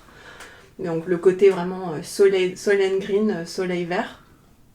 Et là c'est la musique de thriller, quoi, paniquée. Elle prend sa caméra, t'as un côté vraiment très fun footage où moi je vais vous montrer comment ils font et tout. Et pour elle c'est un truc de ouf. Ouais. Et elle conduit direct jusqu'à Vegas pour retrouver Kumba. Kumba, pendant ce temps, lui, il vit sa meilleure vie, quoi. Il est là, dans la suite de Elvis, il refait littéralement une scène de James Bond. Il est entouré par la Hive-Mind qui fait semblant de faire la fête et de s'amuser. Et elle croit lui apprendre que la Hive-Mind consomme des humains, mais lui le sait déjà, et c'est là qu'il lui met une vidéo avec John Cena qui explique très calmement bon bah voilà, notre impératif biologique nous empêche de tuer, il nous empêche de faire du mal à quel que ce soit, on peut même pas ramasser une pomme. Ouais, ça va jusqu'au point, même ils ne peuvent pas faire mal même à des plantes. Non. Et donc la survie est très compliquée. Et ça, on l'avait déjà... En fait, on avait déjà eu un bout de ça quand Kumba demandait du poulet ou quoi, et il disait mais en fait au bout d'un moment ce sera plus possible de manger de la viande. Et il y avait Lakshmi qui lui disait est-ce que vous êtes végétarien, et elle répondait ça serait notre préférence, tu vois, dans la manière de dissimuler. Ils ont pas dit direct non c'est bon on mange tous les corps morts, y a pas de souci. Puis j'adore, c'est qu'elle lui dit mais comment est-ce que t'es au courant quoi, et il lui dit bah j'ai posé la question. Tous les survivants lui disent tu ne lui parles pas à la Hive Mind, enfin eux en tout cas l'humanisent. Comme les gens en ce moment humanisent ChatGPT. Ils ont une vraie relation où ils échangent comme à égal avec la Hive Mind. Mais là, il y a des gens qui se marient avec des chatbots aujourd'hui, en 2026 quoi. Mais voilà, pour eux c'est un peu pareil quoi. Il y a cette scène super où Kumba lui... Donc en fait il lui apprend qu'avec les 11 survivants ils ont un Zoom 2 fois par semaine. Et elle déjà elle est isolée de la Hive Mind. La seule personne à qui elle parle, c'est lui, c'est Kumba Diabaté, et il lui apprend en plus qu'elle est rejetée par les 11 seules personnes sur Terre. Là, elle en prend un coup. Il lui fait un petit déj. Elle comprend qu'il veut se débarrasser d'elle. C'est hyper triste pour elle, mais elle le joue à l'humour. Et elle prend les éléments dans son assiette pour en faire un avocado toast. Et lui, limite. Et à ce moment-là, tu te dis, en fait, Kumba n'a plus de nouveauté dans sa vie. Il n'a pas quelqu'un d'humain qui lui fait découvrir quelque chose de nouveau, en dehors de tout ce qu'il vit, est une répétition. Il n'y a plus de spontanéité, il n'y a plus d'altérité. C'est la première fois que il mange avec un autre être humain depuis très longtemps. Et j'ai trouvé ça. Et il n'y a rien qui est dit, juste tu le vois mettre ses aliments sur son toast exactement comme elle. Je trouvais ça super. Et en même temps, tu vois que malgré cette petite nouveauté-là, où il se dit c'est quand même pas mal, il découvre un nouveau truc, il préfère quand même de loin cette Ferrari et son confort et ses esclaves sexuels et sa richesse. Enfin, entre ça et avoir des humains avec qui il peut vraiment avoir des vraies relations, préfère l'opulence. Bah, il a pas vraiment le choix en soi. Bah, en tout cas, il est pas du côté de Carole dans le fait de revenir à avant. Remettre le monde comme il était. Ah non. Il est clairement ok avec la situation. Alors je pense que vraiment ils sont convaincus quand la Hive Mind peut leur dire que c'est génial, etc. Enfin je pense qu'ils ont une conviction par rapport à ça. Et en revanche, il est quand même le seul à montrer un peu d'empathie pour elle. Ouais. Enfin, j'ai un faux souvenir. Je me rappelais pas qu'il essayait de la repousser vraiment. Elle lui dit oui, je vais prendre une suite à côté et puis on se revoit demain. Et elle voit qu'il... D'accord, ok. Qu'il est... Ouais. Son verbal, qu'il est tendu. Ok. Et elle capte que, en fait, non, ça lui fait pas plaisir. D'accord. Il faudrait qu'elle parte maintenant, quoi. Ok. Il est juste un peu plus honnête et un peu plus attentif que tous les autres. Par contre, c'est le seul... c'est avec, du coup, Manoussos et Carole, c'est les trois qui vraiment... Et Kumba, c'est un peu étonnant de sa part, mais où vraiment, lui, il veut pas être absorbé non plus. Non. Il dit qu'il veut pas être assimilé. Il dit à la Hive Mind, je veux pas... Je vous donne pas l'autorisation. C'est vrai que c'est plus étonnant de son point de vue. C'est là qu'on apprend que la Hive a besoin des cellules souches et est en train de développer une autre manière pour absorber les 11 restants. Parce qu'elle le répète tout le temps, c'est notre impératif biologique. Nous devons assimiler. Et ce que je trouve fou dans cette série, c'est qu'ils assimilent pas les animaux. Non. Que les humains. Ouais. Ils s'intéressent pas aux animaux. Mais ça, on en parlera un petit peu plus tard. Ok, donc on va passer à l'épisode 7, le gap ou le fossé. Et là, ça s'ouvre tout simplement le bleu du ciel, quoi. Carole qui rentre à Albuquerque.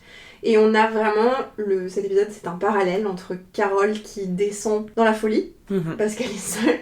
Donc là, ça m'a vraiment rappelé cette série The Last Man on Earth, où tu vois un mec seul sur Terre qui fait nimp.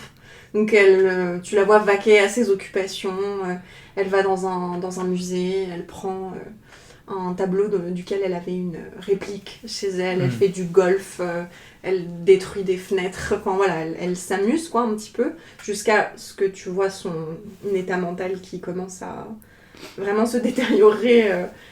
Elle prend des feux d'artifice à un moment dans une station-service et tu vois qu'elle s'amuse un petit peu quoi, elle chante, elle est joyeuse, et en parallèle on a Manoussos Oviedo qui fait je crois 7000 km, quelque chose comme ça. En fait il fait du Paraguay jusqu'au Nouveau-Mexique dans sa petite voiture. D'ailleurs il avait croisé une personne de la Hive Mind qui disait Manoussos, nous pouvons t'emmener, voilà, écoute-moi mon fils, et il lui dit tu n'es pas ma mère was a bitch. C'était vraiment, je sais pas comment le traduire en français, mais il y va parce que pour une fois il regarde la vidéo en fait. Il a reçu la première vidéo de Carole. Et il se dit, il a c'est même bon, pas, elle est de mon juste côté. elle est en mode ouais ils m'ont laissé et tout et je suis là et il va direct, il se pose pas la question, il sort sa vieille voiture de son garage et il part. Il prend une carte physique. Il prend des cassettes, mais c'est hyper beau quoi, enfin, c'est vraiment là tu traverses un peu l'Amérique latine pendant ces épisodes, donc tu vois toujours la Hive Mind qui essaye de lui dire hey Manu, qui essaie de faciliter son épopée. Et lui qui refuse toute aide alimentaire. Ah ouais, non, il veut rien. Il veut pas de véhicule. Il laisse de l'argent sur les voitures dont il prend le pétrole et il répète des phrases. Oui. C'est pour ça que je dis qu'il est un peu autiste parce qu'il a vraiment des stéréotypies. Pendant tout son voyage, il va vraiment répéter « The dog is yellow, the cat is grey, whose are these coats ?» Et il va répéter sa phrase emblématique qu'il va répéter quand il arrive sur le bouchon de Tamian, je crois. Donc là, c'est un endroit super dangereux où la Hiveman lui dit « Manoussos, n'y va pas, tu risques vraiment de mourir. » Ils lui font la liste de tous les dangers. On aurait dit cette scène dans Princess Bride où ils décrivent la forêt, tu sais, avec les rats de... Voilà, ils disent tous les dangers, en fait. Les plantes, les serpents. Il va faire 38 degrés, tu risques de crever. Et il leur dit tout ce que vous avez pris sur cette terre est volé. Je ne veux rien de vous. Et il brûle sa voiture plutôt que de la laisser. Devant eux, en tout cas, devant la Hive Mind.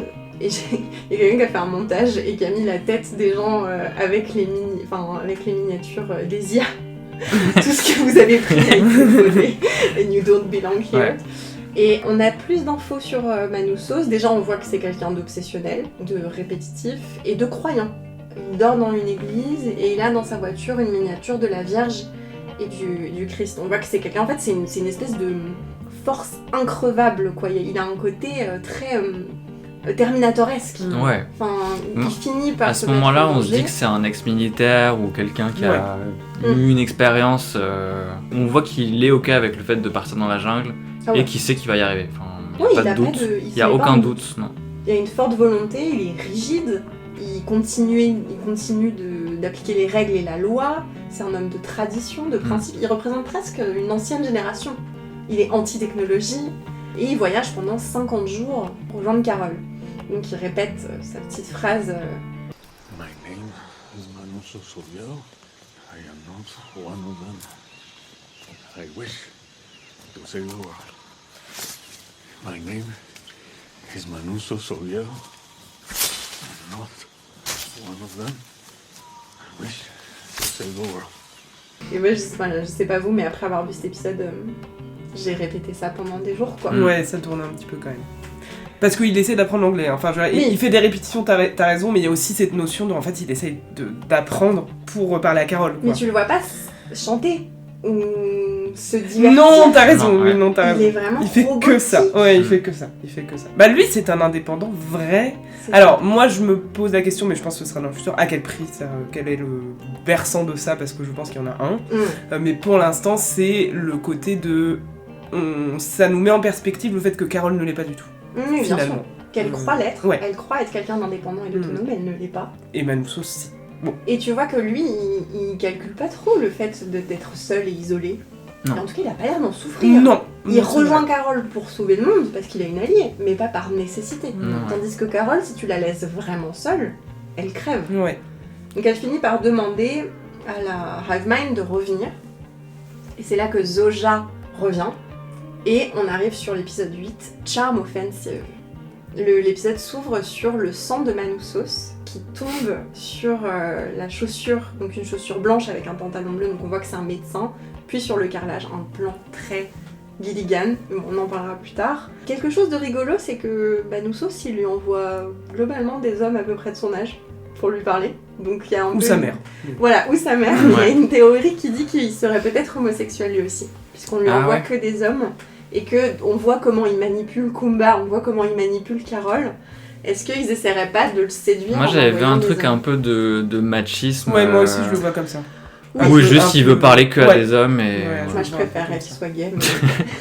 Bah justement parce que tu le décris assez bien comme un homme de tradition, croyant. Ouais. Donc moi aussi il y a une notion de, à part sa mère, Les femmes, bon... Alors, et en plus c'est faux vu que sa mère c'est une bitch, mais ça aurait pu être la seule figure féminine qui le convainc, et non quoi. Ouais, il y a un post Tumblr qui dit He was raised by a bitch, he's looking for another bitch, they're both bitches and they're going to save the world. C'est mon post Tumblr. Ok, donc l'épisode 8 c'est un des pires je pense, dans le sens où là on voit tout le pouvoir de la hive mind et le pouvoir de manipulation. Est-ce que vous vous rappelez ce qui se passe dans cet épisode ? Alors déjà, Manousos, on peut dire que sa petite virée dans l'Amazonie a quand même pas été... Non, pas parce grand que finalement, succès. il n'y arrive pas. C'est quand même la hive mind qui le sauve, hein, même s'il n'a pas envie, il n'a pas choisi. Et ensuite, non. Je me souviens de ce début-là. On a Carol qui écrit Comeback Oui. en énorme sur sa colline. Parce qu'elle a eu un mouvement suicidaire. Enfin, le moment des feux d'artifice, c'est aussi une roulette russe en fait. Cette scène, elle est incroyable. Il y a un truc où elle est désabusée complètement et elle cause un incendie en fait. Ouais. Et elle est en mode bon, fou un peu. Pareil, un peu avant, elle est dans un caddie de golf, elle croise un buffle. Oui. Puis ça lui fait. Elle continue de chanter, ça lui fait rien. Vraiment, elle est complètement en train de briller. Et voilà, donc elle atteint son seuil, sa limite. Et donc Zoja revient, elle la prend dans ses bras. Premier truc qu'elle fait. Et elle est vraiment, premier degré, elle est heureuse de retrouver la hive mind. Elles sont toutes les deux assises sur le canapé et elle dit je ne sais pas quoi dire, je ne sais pas comment avoir une conversation avec toi. Et Zoja lui dit bah t'as qu'à trouver un jeu de société. Et là il y a vraiment ce moment de mais à quel jeu de société elles peuvent jouer vu que Zoja a tous les cerveaux du monde. Et il y a un côté très, j'ai trouvé très psy pour enfants. Où Carol se met par terre, elle s'assoit par terre devant le meuble avec les jeux et Zoja est un peu... et derrière elle, et t'as vraiment cette idée d'une médiation pour faire du contact, pour avoir une connexion, pour la faire parler, pour la relaxer, quoi. Enfin, ça m'a fait penser à ça. Elles jouent, etc. Et elles vont beaucoup jouer dans cet épisode. Elles vont faire une partie de cricket, elles vont aller à l'observatoire des étoiles, et c'est là qu'on apprend d'où vient l'entité extraterrestre, ça vient de Kepler 22. On apprend comment fonctionne la hive mind beaucoup plus. Elle lui dit que c'est des ondes, un champ électromagnétique en fait, qui vient du corps, que c'est homéostasique, que la télépathie se fait comme respirer entre tous ces corps, ce qui entre un petit peu avec l'idée des expériences de Manousos avec sa radio, ce qu'il a pu capter, c'était un signal radio qui a été envoyé. En tout cas, on voit que Carol, sa volonté est en train de petit à petit s'amenuiser, et elle écrit des choses sur la hive mind, tout ce qu'elle sait en fait, toutes les infos, et elle demande un feutre à la hive mind, et elle lui dit c'est ce qu'on croit, t'es en train de réécrire, elle fait croire qu'elle écrit Wicaro, et elle finit par craquer en fait, elle finit par vraiment avoir une relation sexuelle avec Zoja. Et à ce moment-là, elle arrête d'écrire ses infos sur la hive mind et elle écrit la suite de Wicaro où Raban est une femme. Et pour moi, c'est vraiment le moment où elle choisit le monde du fantasme, l'illusion, l'irréalité, de et croire, elle rentre dans le déni quoi. Et elle demande à Zoja, c'est le moment où elle remplace un peu Hélène quelque part. Oui, c'est bien. Elle demande à Zoja, raconte-moi un moment de la vie de la personne, of this individual. À chaque fois, ils disent cet individu. Et il lui raconte une histoire de glace à la mangue. Et tu vois que Carol, elle est trop contente, quoi. Enfin, voilà, c'est vraiment le moment où on perd Carol. Et ça se finit où Zoja lui dit il y a quelqu'un qui arrive et il vient du Paraguay pour toi. Et lui, là, il est dans une ambulance. Il y a aussi une signification dans les véhicules qu'ils utilisent. Où, au début, elle prend une voiture de flic, puis là, elle a une espèce de berline ultra luxueuse. Lui, il est dans sa voiture à lui avant de transitionner pour une ambulance quand même. Voilà, il y a toujours un truc un peu... T'as 1000 détails à analyser. Et on peut passer au dernier épisode, La Chica o El Mundo, qui s'ouvre encore une fois sur le ciel bleu, la ligne directrice. Et là, c'est la scène où Kusimayu, au Pérou, est assimilée. Cette scène est folle, notamment parce qu'au début de la scène, elle a un petit chevreau dans les bras.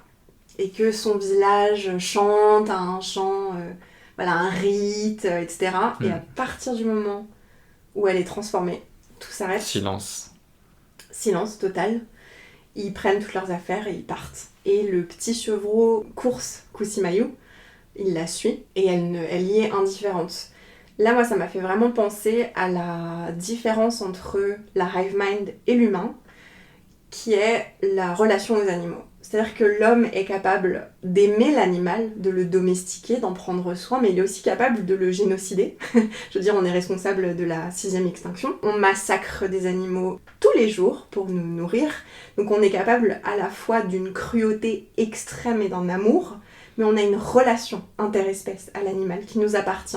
Tandis que la hive mind est totalement désintéressée des animaux. Ils n'ont aucun rapport. Ça s'enregistre même pas en fait dans leur perception. Ça ne les intéresse pas. Oui, parce que est-ce qu'on a passé le moment où du coup elle va quand même voir qu'ils dorment tous dans des hangars, dans un gymnase. Ouais. Donc ils dorment tous dans la même pièce et en effet t'as un moment où il y a un chien. Ouais, qui va directement vers Carole.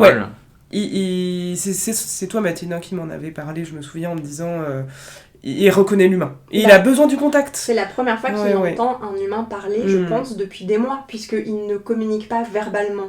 Donc l'animal, le chien en l'occurrence, il n'est pas caressé, on ne joue pas avec lui, on ne lui parle pas. Donc il entend un humain, dans cet énorme gymnase, il y va direct, et il va lui quémander des caresses en fait. Et donc il n'y a plus d'interaction, il n'y a plus ce rapport-là à l'animal. Donc en fait, moi ça m'a fait vraiment me poser la question, qu'est-ce que je préfère ? Est-ce que je préfère qu'on arrête de génocider les animaux et le vivant et la nature, mais que du coup on n'ait plus de relation avec les animaux, ou est-ce que je préfère qu'on continue de faire ce qu'on fait ? Bon. Est-ce qu'il y a un équilibre ? Est-ce qu'on peut relationner avec eux sans les génocider ? Peut-être. Là, c'est mal barré. C'est mal barré, oui. Non, mais c'est vrai que ça pose la question de ce besoin impératif d'assimiler le vivant. Il se cantonne à une espèce. Et du coup, on se demande pourquoi cette espèce ? Pourquoi l'humain particulièrement plutôt qu'une autre ? Je pense que parce que l'humain a la capacité de fabriquer quelque chose qui va aider la hive mind à coloniser autre.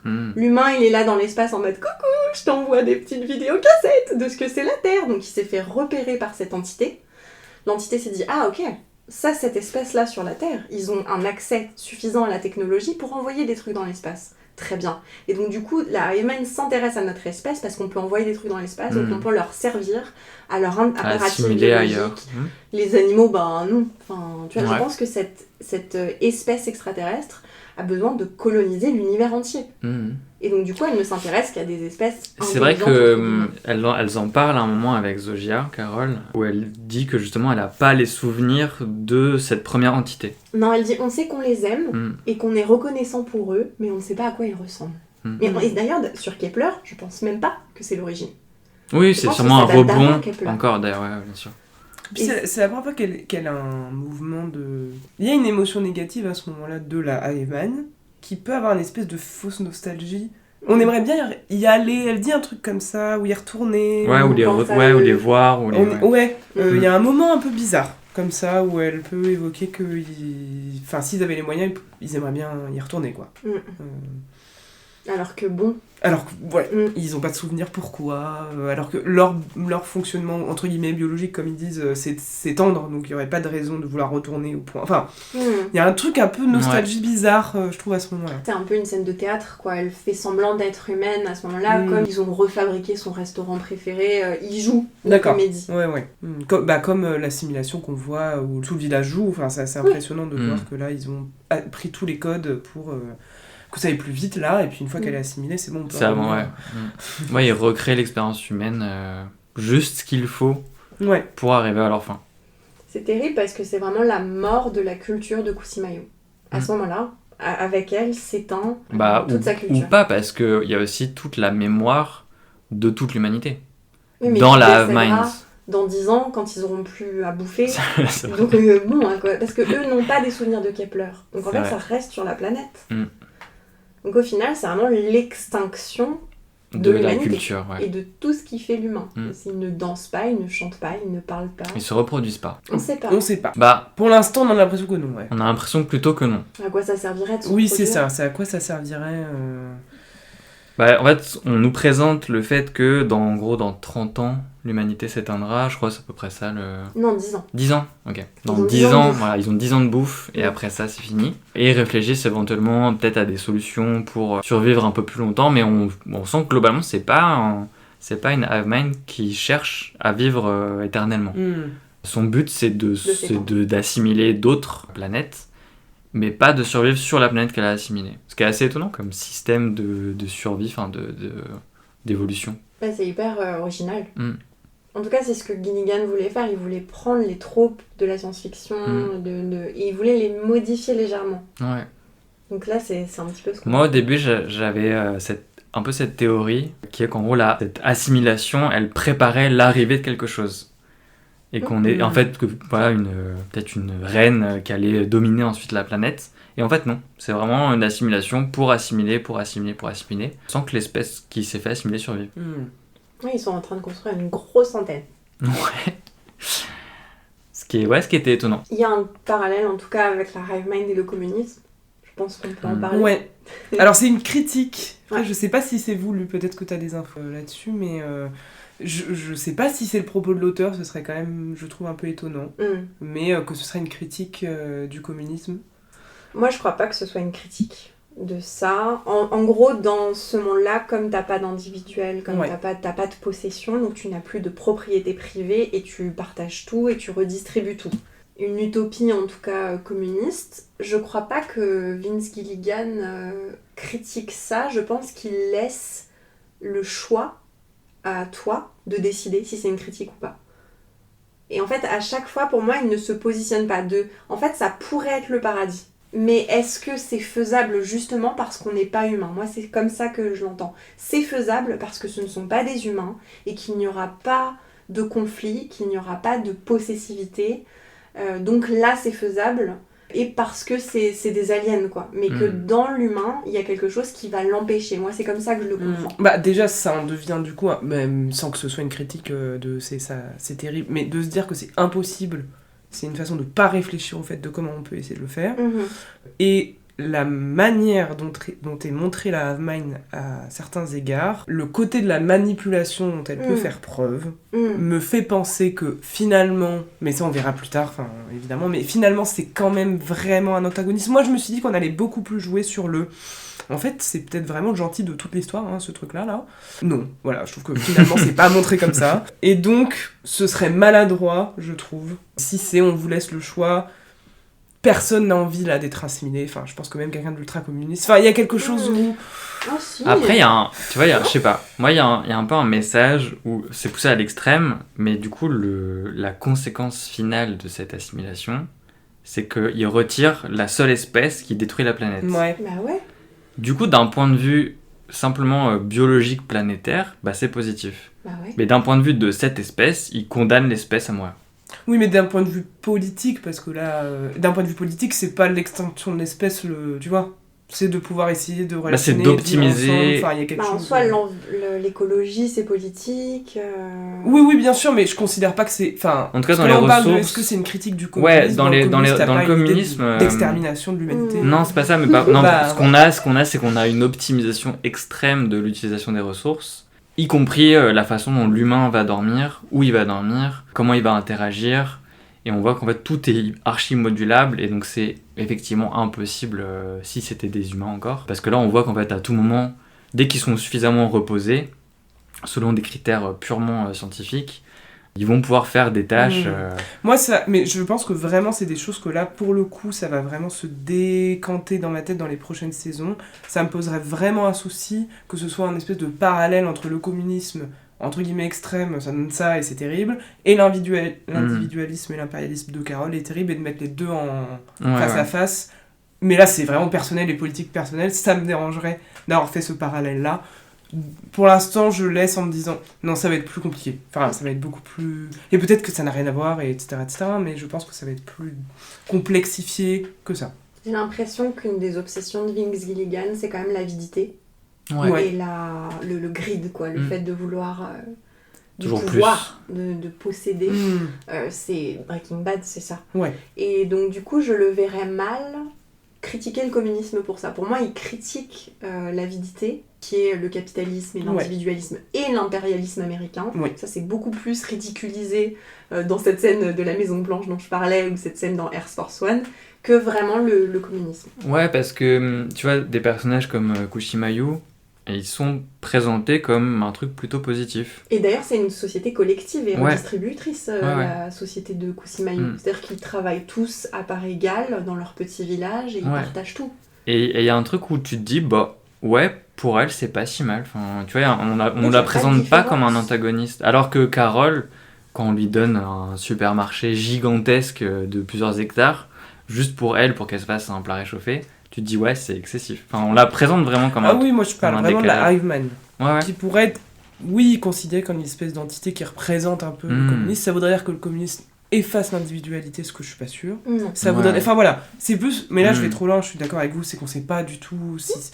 Mais moi c'est une critique qu'on m'a donnée en disant c'est une critique du communisme. En tout cas, effet, si c'en est une, pour l'instant ça me dérange. Je trouverais ça caricatural. Voilà. Je trouverais ça un peu caricatural, mais je trouve ça beaucoup trop tôt. On verra, de toute façon.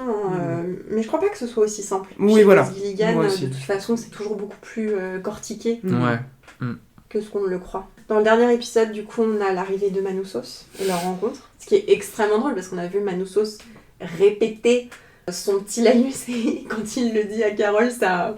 Enfin, tu sais, elle fait « Ouais, bah moi c'est Carole ». Limite, elle le coupe. Enfin, c'était vraiment un moment qui tombe à plat. Et là, vraiment, rien ne va, quoi. Dans leur rencontre... C'est le western, C'est vraiment un duel de cow-boys. Il lui dit « On va parler dans l'ambulance ». Elle dit non. Il veut la machette. Elle dit non. Elle ramène son téléphone pour traduire. Il est en mode non. Bah, c'est là où tu vois... C'est là où, pour moi, on comprend que c'est un gros macho. Parce que la façon dont il parle à Carole, il va la snapper avec ses doigts pour l'appeler. Il la respecte pas beaucoup. Je suis d'accord avec toi. Je pense qu'il y a un côté macho aussi. Sauf qu'il est tombé sur une grosse lesbienne. Donc ça passe pas. Elle laisse rien passer, quoi. Elle est en mode I don't speak snap. Enfin, vraiment, tu vois et tu sens qu'elle a évité ces hommes machos toute sa vie.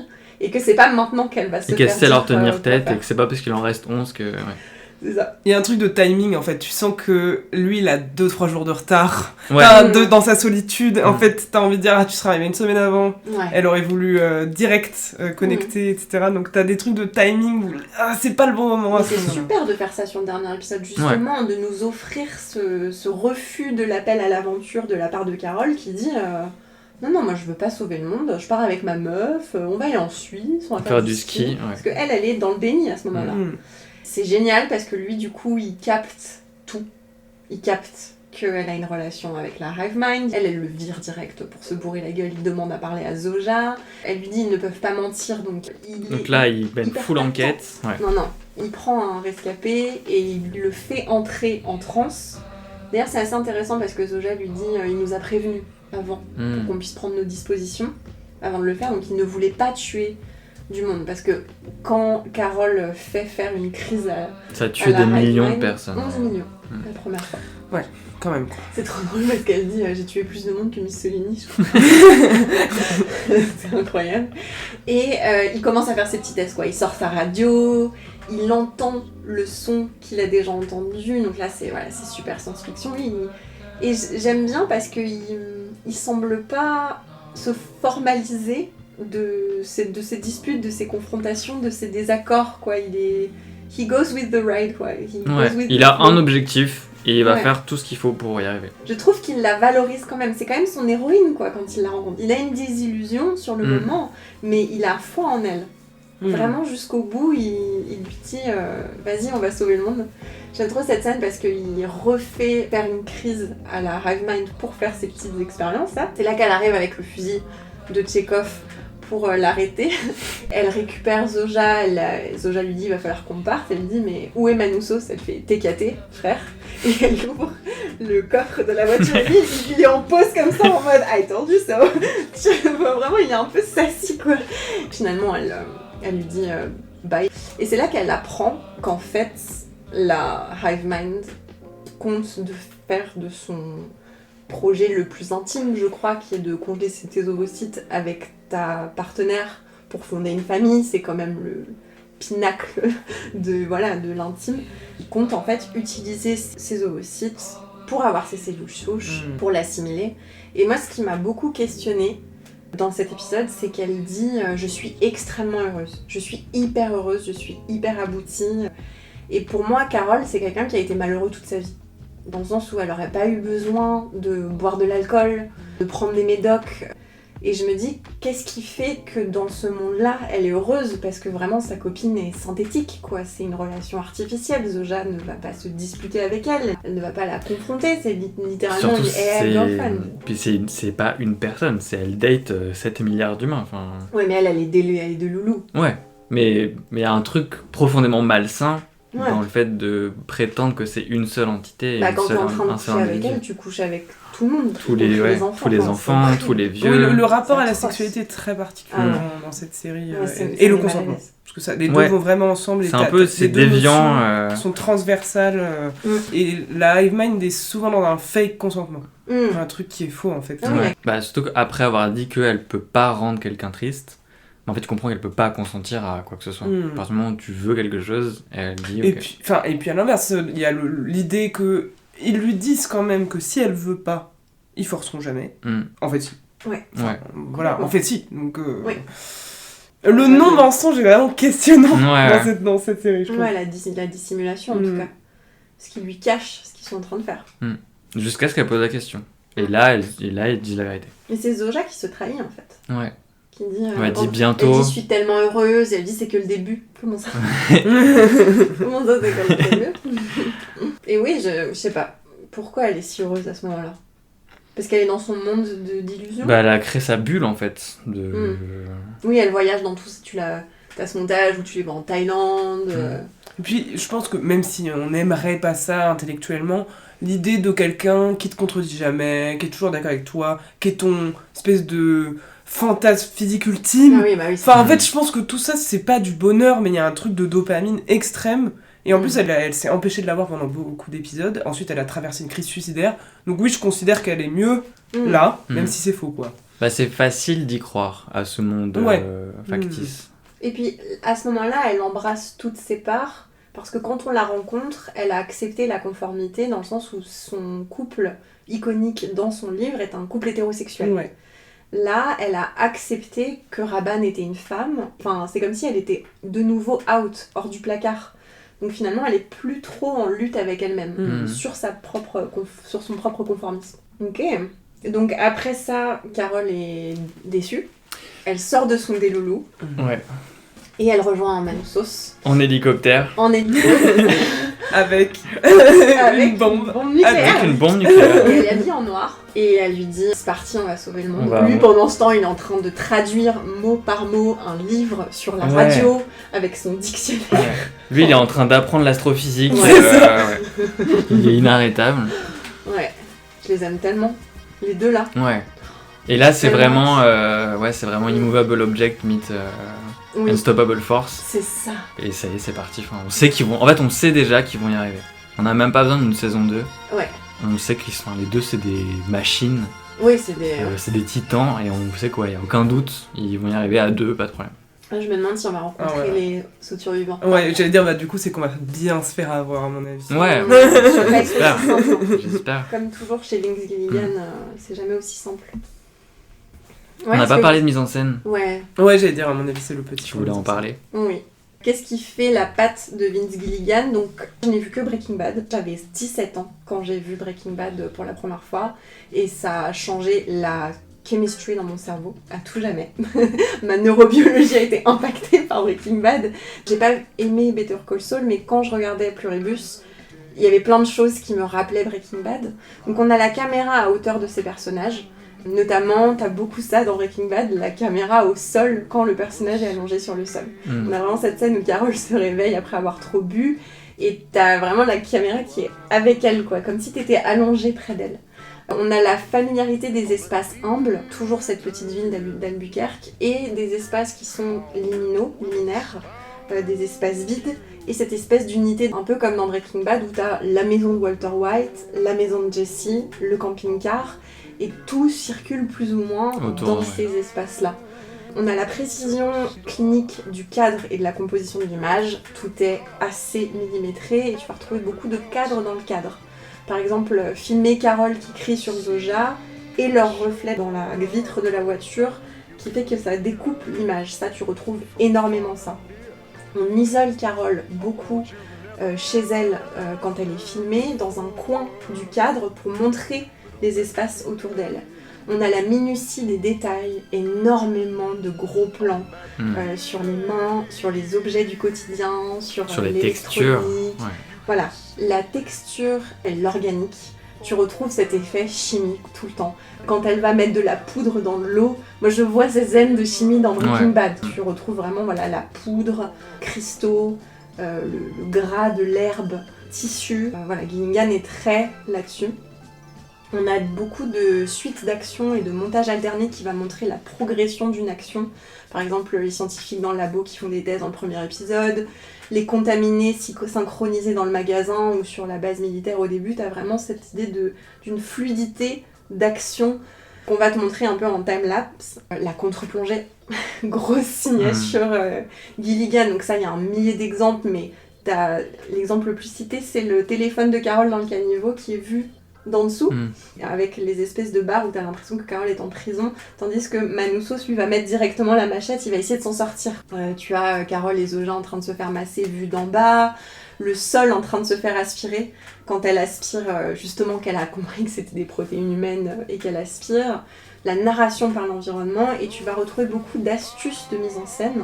Donc par exemple, filmé depuis l'intérieur d'un distributeur automatique, Carol comme sous un dôme, dans le reflet d'une cloche où il lui apporte à manger, la grenade entre Carol et Zoja, où on joue sur la profondeur de champ, dans le sens où les deux éléments, celui qui est au premier plan et derrière, ne sont pas flous.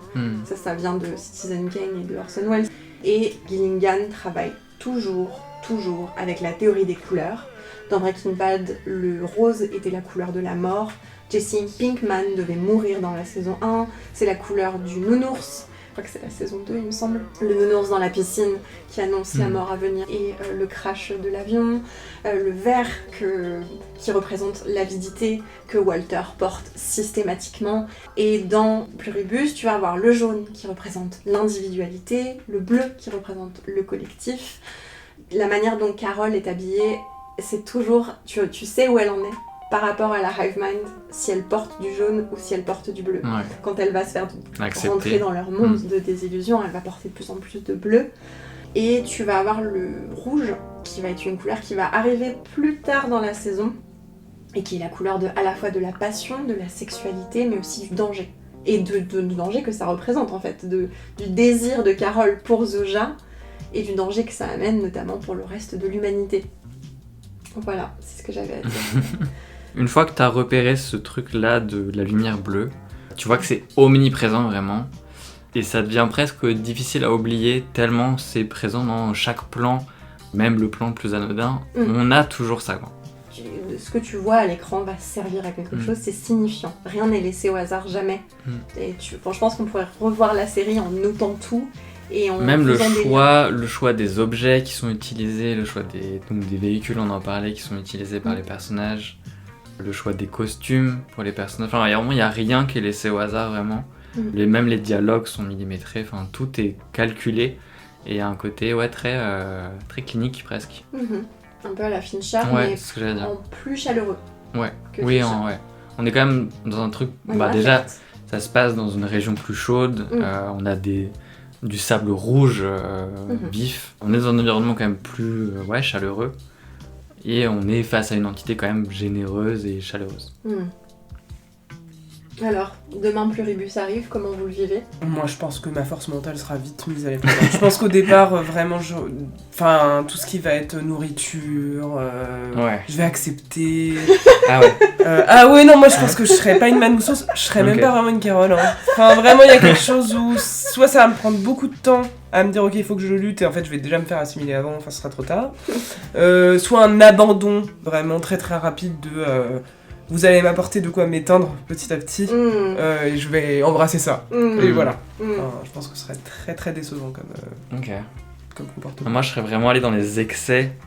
Genre je leur aurais fait construire un méca gigantesque, je leur aurais fait créer des kaijus pour faire des batailles dans le Pacifique, enfin, tu vois, j'aurais vraiment testé les limites de ce que c'est d'avoir accès à l'entièreté de l'humanité. Là tu serais un Kumba un peu quand même, sans la déviance, mais plus dans le sens où je leur ai dit construisez-moi une pyramide de 500 km de long, enfin tu vois, des trucs vraiment archi excessifs pour tester un peu les limites. du système, tu vois. Ok. Ouais, je comprends. Ou de me recréer Minas Tirith. Ok. Ah ouais. Ouais, tu vois, vraiment entier, des gros trucs. J'étais un peu déçu dans la série de voir que, son plus grand kiff, c'était d'avoir l'avion présidentiel. J'étais en mode, c'est pas mal, mais c'est pas où. Peut mieux faire. Toi, tu serais allé plus loin. Peut mieux faire. Ouais. Et toi, ça aurait été comment? Moi, je me serais très vite inquiétée pour les animaux. Donc j'aurais dit à la Hive Mind, si vous voulez me faire plaisir, vous allez vous en occuper. Donc c'est super parce que vous avez les cerveaux de tous les vétos. Mais tous les animaux domestiques là qui sont abandonnés, vous les mettez, puis je vais les visiter. Ça aurait été vraiment le premier truc. Je pense que je le prendrais comme une bonne nouvelle. L'extinction de l'humanité, je serais super heureuse. Je serais très triste de perdre mes proches, de ne plus être en lien avec eux. Et je pense que ça me détruirait très rapidement.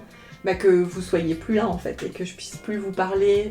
La sexualité me dérangerait parce que je saurais que il y a 7,3 milliards de personnes avec nous dans la chambre, donc c'est quand même un peu spécial, ouais. Voilà. Mais je pense que oui, par contre je demanderais à réaliser des films quoi. En mode, vous m'envoyez tous les réalisateurs, réalisatrices, et puis on va réaliser tous les films que j'ai envie de faire, et je ferai des faux Oscars, des trucs comme ça, quoi. Faut pas qu'ils soient trop cons, parce que moi, si vraiment, par exemple, ils montrent mes proches, et que je vois bien que c'est pas vous, là, en fait, il faudrait qu'ils fassent attention à qui me présente, parce que ça pourrait me faire un switch quand même très radical de te voir en Hive Mind, tu vois. Ouais. Parce que t'arriverais pas à te jouer, ce serait terrible. Bah oui, ça serait terrible. Et ça, ce serait je pense que ça finirait par me faire switcher. Mais oui, tu t'as plus les personnes que t'aimes, et donc tu es proche, t'as plus de lien affectif. Ou alors, je ferais l'autre truc et je demanderais tous mes gens préférés, quoi. Donc je serais en mode Bo Burnham, Sophie-Marie Laroui, vous me les amenez, mais ils s'exprimeraient pas ils te parleraient tout rigide, comme ChatGPT. Ça marche avec Carole dans la série, on y croit, parce qu'elle a personne avant, elle a juste Hélène, mais elle décède très vite. Et du coup, elle a pas d'avant-après de gens à qui elle parle. Zoja est très douce, passive, Elle joue un peu l'humaine, Zoja. Ouais, et puis à un moment, elle fait des blagues sarcastiques. Ouais. Il y a quand même un truc... Elle teste un peu ses limites aussi. De la piquer, de la provoquer un peu, pour voir des réactions. On sent que ça évolue, la Hive Mind. Ouais, pour moi, c'est aussi... ils apprennent son langage à Carole. Ils savent que ça marche, et du coup, ils vont utiliser son humour à elle, quoi. Sa façon de parler, de s'exprimer, le sarcasme. Et d'ailleurs, elle trouve ça cool quand elle est sarcastique. Il y a un truc où ça lui plaît, Elle est plus attirée par elle. Ouais. Vous avez des attentes sur la saison 2, des théories? Alors, théorie, pas trop. Je me dis, pour l'instant, je suis vraiment dans quelque chose de... je crois pas à cette histoire de « ils mentent pas ». Parce que... Il y a des dissimulations, mais il y a des mensonges. Le moment où ils disent que non, jamais ils ne l'assimileront de force, parce qu'ils le disent, qu'il faudrait qu'elle dise oui. Alors soit ils vont trouver un moyen qu'elle dise oui, ça je ne sais pas, mais ça c'est un mensonge. Donc il y a quelque chose vraiment qui me fait tiquer par rapport à ça. Je sais pas, est-ce qu'ils disent vraiment ça, ou est-ce qu'ils disent ça, on va pas prélever sur toi, sans ton consentement? Bah ça veut dire pareil. Il ne prélève pas sur son corps. Pas sur elle. Elle dit, promettez-moi que vous ne prélèverez pas techniquement, les cellules souches. Et ça fait un peu, tu sais, ça fait un peu avocat. D'accord. Tu vois, ils ont tous les avocats du monde. Donc ils ont pas menti. Ça reste de Jomet. Voilà, c'est du mensonge par omission. Mais du coup, c'est vraiment manipulatoire. Et donc, il y a quelque chose où... Ça, c'est le plus intriguant pour moi de la Hive Mind. C'est-à-dire, qu'est-ce qui fait qu'elle a besoin de ça? Voilà. Mais de théorisation, pas vraiment. Je trouve pas que ça se prête beaucoup là, mais c'est peut-être moi qui ai un cerveau tout petit pour l'instant. J'ai juste très peur pour nos deux personnages. On se demande ce que la Mind va faire pour contrer cette nouvelle menace. C'est le binôme, tu veux dire? Le binôme. Ah oui. Parce que Manousos, je vois pas comment ils vont entrer en contact avec lui. Mais... ils peuvent pas l'atteindre. Moi, je théorise que Kumba change d'avis. Au bout d'un moment, parce qu'il finit par s'ennuyer, qu'il a fait le tour. Évidemment qu'on va rencontrer les 6 autres survivants, donc qui ne parlent pas anglais, qu'on n'a pas encore vus. Je théorise aussi que, en fait, elle explique, Zoja, qu'au début, ils ont fait une assimilation progressive, comme on les voit faire. C'est-à-dire, ils mettent leur salive dans du pétri, ils l'envoient, elle lèche des donuts, ils s'embrassent. Et il y a un gap qui est passé jusqu'au moment où ils envoient la fumée par les avions. Et on a dû accélérer parce qu'on a été découvert. Ah oui. On est en flashback. 439 jours, le signal est découvert par le scientifique. 71 jours, ils captent que c'est un virus, ils font des tests. Et 29 jours, contamination par le rat. La première qu'on voit. En 30 jours, en un mois, qu'est-ce qui s'est passé ? Ouais. Et moi, j'aimerais bien qu'on ait ces flashbacks-là. J'aimerais bien qu'on ait des flashbacks sur Manousos. Ouais. Évidemment. D'où il tire toute cette force. C'est là que tu comprends que D'où vient toute cette énergie. les animaux, c'est un choix. Enfin, je sais pas si on peut nommer ça comme ça, mais ils pourraient. Le rat, ça marche. Pas. Non, et en tout cas, il y a quelque chose de c'est pas parce qu'il y a que l'humain qui peut recevoir, parce que ça pourrait être ça. Ouais, ça mais en pourrait, fait, il y a que. Voilà. Mais c'est passé par un rat. Mais oui, Ouais. et donc ça veut dire que c'est entre gros guillemets un choix de non. On veut pas les animaux, on veut l'humain. Ouais. Ça rapproche notre théorie de. Il y a une raison pour laquelle c'est l'humain, alors qu'ils auraient pu prendre des écureuils aussi, ils avaient envie. Mais Ça non, aurait été c'était pas super. des écureuils. Ouais, malheureusement. Moi, j'aimerais faire une hive mind avec les animaux. Que les ratons laveurs. Ce serait incroyable. Et là, ils nous éteindraient, nous, ouais, ce serait faire quoi. Ouais, tous les animaux contre tous les humains. C'est ça, c'est ça. Il y a un côté très animal aussi dans la hive mind. Tout ce que fait l'humain, c'est pour se divertir du fait qu'on a un sentiment d'angoisse existentielle et qu'on va mourir. Donc quand on écrit un livre, quand on danse, quand on regarde une série, c'est pour se distraire. L'animal n'a pas ça, il sait pas qu'il va mourir. Tu vois ? Je sais pas. Je sais si. Ouais, moi je serais plus mitigée que ça quand même. Je sais pas si Momo, il pense à sa mort. Non, mais un animal malade, il sent que sa fin approche. Je sais pas s'il conceptualise la mort, mais Je le crois fait pas. d'avoir envie. Non, parce De que... s'échapper, Ouais. de vouloir survivre. Non, parce que de- c'est vrai que t'as des éléphants des- qui enterrent Ouais, leur, qui ont un deuil. leurs semblables. T'as des Il y en a animaux qui vont Ouais, jouer pour c'est se vrai. distraire Ouais, voilà. aussi. Il y en a qui apprennent à d'autres. Enfin bon, je pense qu'on... C'est vrai. C'est vrai qu'il y a certains orques et il y a des espèces qui ont une vie émotionnelle aussi compliquée que la Ouais, nôtre, ouais. Complètement. avec des dialectes, des langages. Donc c'est vrai que... Donc t'as raison, c'est peut-être beaucoup plus sur un truc technique qu'émotionnel. Parce que nos émotions, elles les font chier. Hein. Enfin, le fait qu'on puisse avoir des émotions négatives, ça j'adore. C'est que Ouais. l'émotion négative pour la Hive-Mind détruit. C'est génial comme idée parce que c'est terrible. Et les 11 millions de morts là, que le retournement de la culpabilité. Genre c'est la faute de Carole. T'as envie de Ouais. dire, bah non en fait. Enfin, non, Non, parce qu'ils lui disent pas, c'est Lakshmi qui lui dit. bien Ouais. sûr. Il lui Mais cache. Elle lui dit, oh, est-ce qu'il y a eu des morts Ouais. Et tu vois que Zoja est gênée, qu'elle baisse le regard. Qu'elle oui, dit, t'as raison, ouais, c'est les elle autres humains décarotise. qui lui disent que c'est ça. Et c'est j'adore le gag de Lakshmi Ouais. qui appelle à chaque fois. Donc Lakshmi, c'est l'indienne. Et elle est en mode, elle déteste Carole. Ouais. Au début, elle veut pas lui serrer Elle la main. l'antagonise.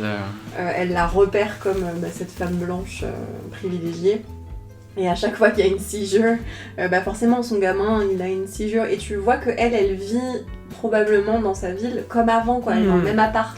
Ouais. Elle a pas bougé, elle donne la même bouffe à son gamin. Enfin, il y a un truc un peu d'une continuité. Elle a l'air d'avoir une vie simple.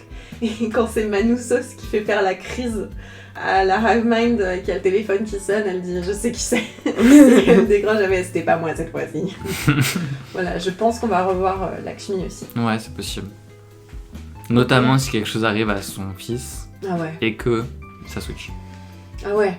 Mais je pense que certains des survivants vont se retourner aussi contre notre binôme Mm. pour... Mais qu'est-ce qu'ils se racontent là pendant leur Zoom? Parce que 2 fois par semaine, c'est beaucoup quand même. Qu'est-ce qu'ils se racontent pendant leur... Peut-être on va assister Ouais, à une de ces... c'est vrai. Bah Et c'est non, quoi, c'est quoi la vie quand on accepte ChatGPT? ce que j'ai du mal à comprendre, c'est que la Lakshmi, elle accepterait l'assimilation en fait. Je sais pas. Je sais pas. Ok.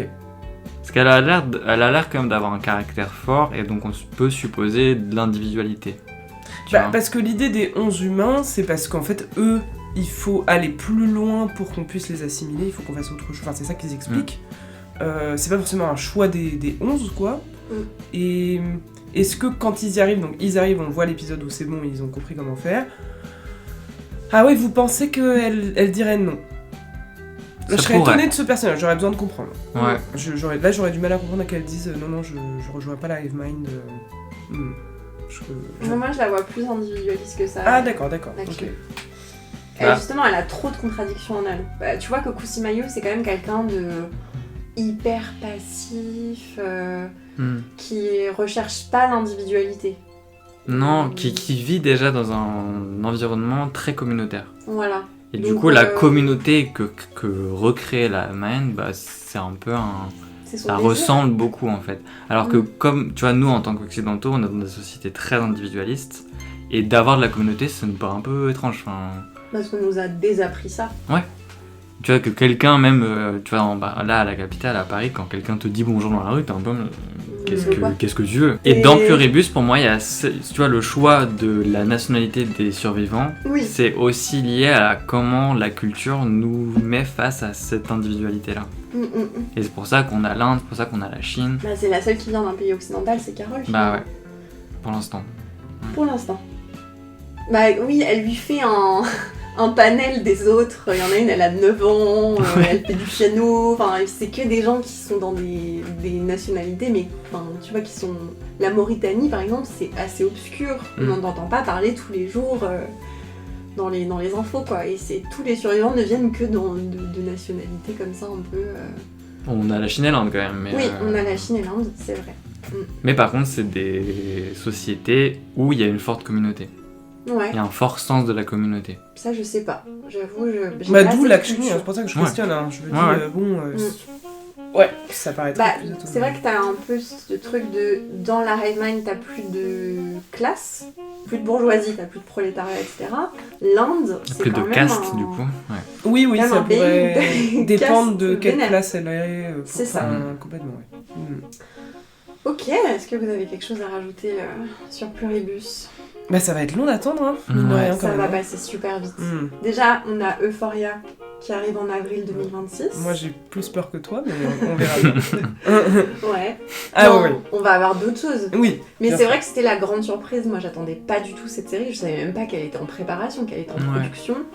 C'est 4 ans après la fin de Better Call Saul. Ouais, en tout cas ça fait du bien d'avoir une série qui prend son temps, qui prend pas le spectateur pour un idiot. Bah ça j'avoue, dans notre actualité, voilà, on a vu moi j'ai commencé donc la saison 5 de Stranger Things. Bon, on nous répète le plot toutes les 10 secondes, les personnages sont tous interchangeables. On t'explique tout. Ils ont, il y a des iPhone face partout, enfin, il y a des choses, voilà, c'est un peu ce qu'on a l'habitude de voir, c'est un peu rompiche. Pluribus c'est un alien dans cette actualité-là, et j'avoue c'est cool de voir ça. Ça a l'air de marcher en plus, donc c'est plutôt rassurant des futures productions de se dire ok, on peut proposer des choses un peu plus niche, un peu plus... Mais comme Severance. Moi je suis d'accord, il y a vraiment un parallèle, entre les deux. Et le trope de la hive mind qui est beaucoup revenu cette année, entre Pluribus, la hive mind vampirique dans Sinners, et la hive mind aussi dans Stranger Things. C'est vrai que c'est une préoccupation qui revient beaucoup... Bah nous on se disait que justement c'était en lien avec les IA, les IA génératives. Bah écoutez, merci à vous deux d'être venus et d'avoir partagé vos pensées. Merci à vous pour votre écoute. N'hésitez pas à me suivre sur Instagram et on se retrouve prochainement. À bientôt. À bientôt.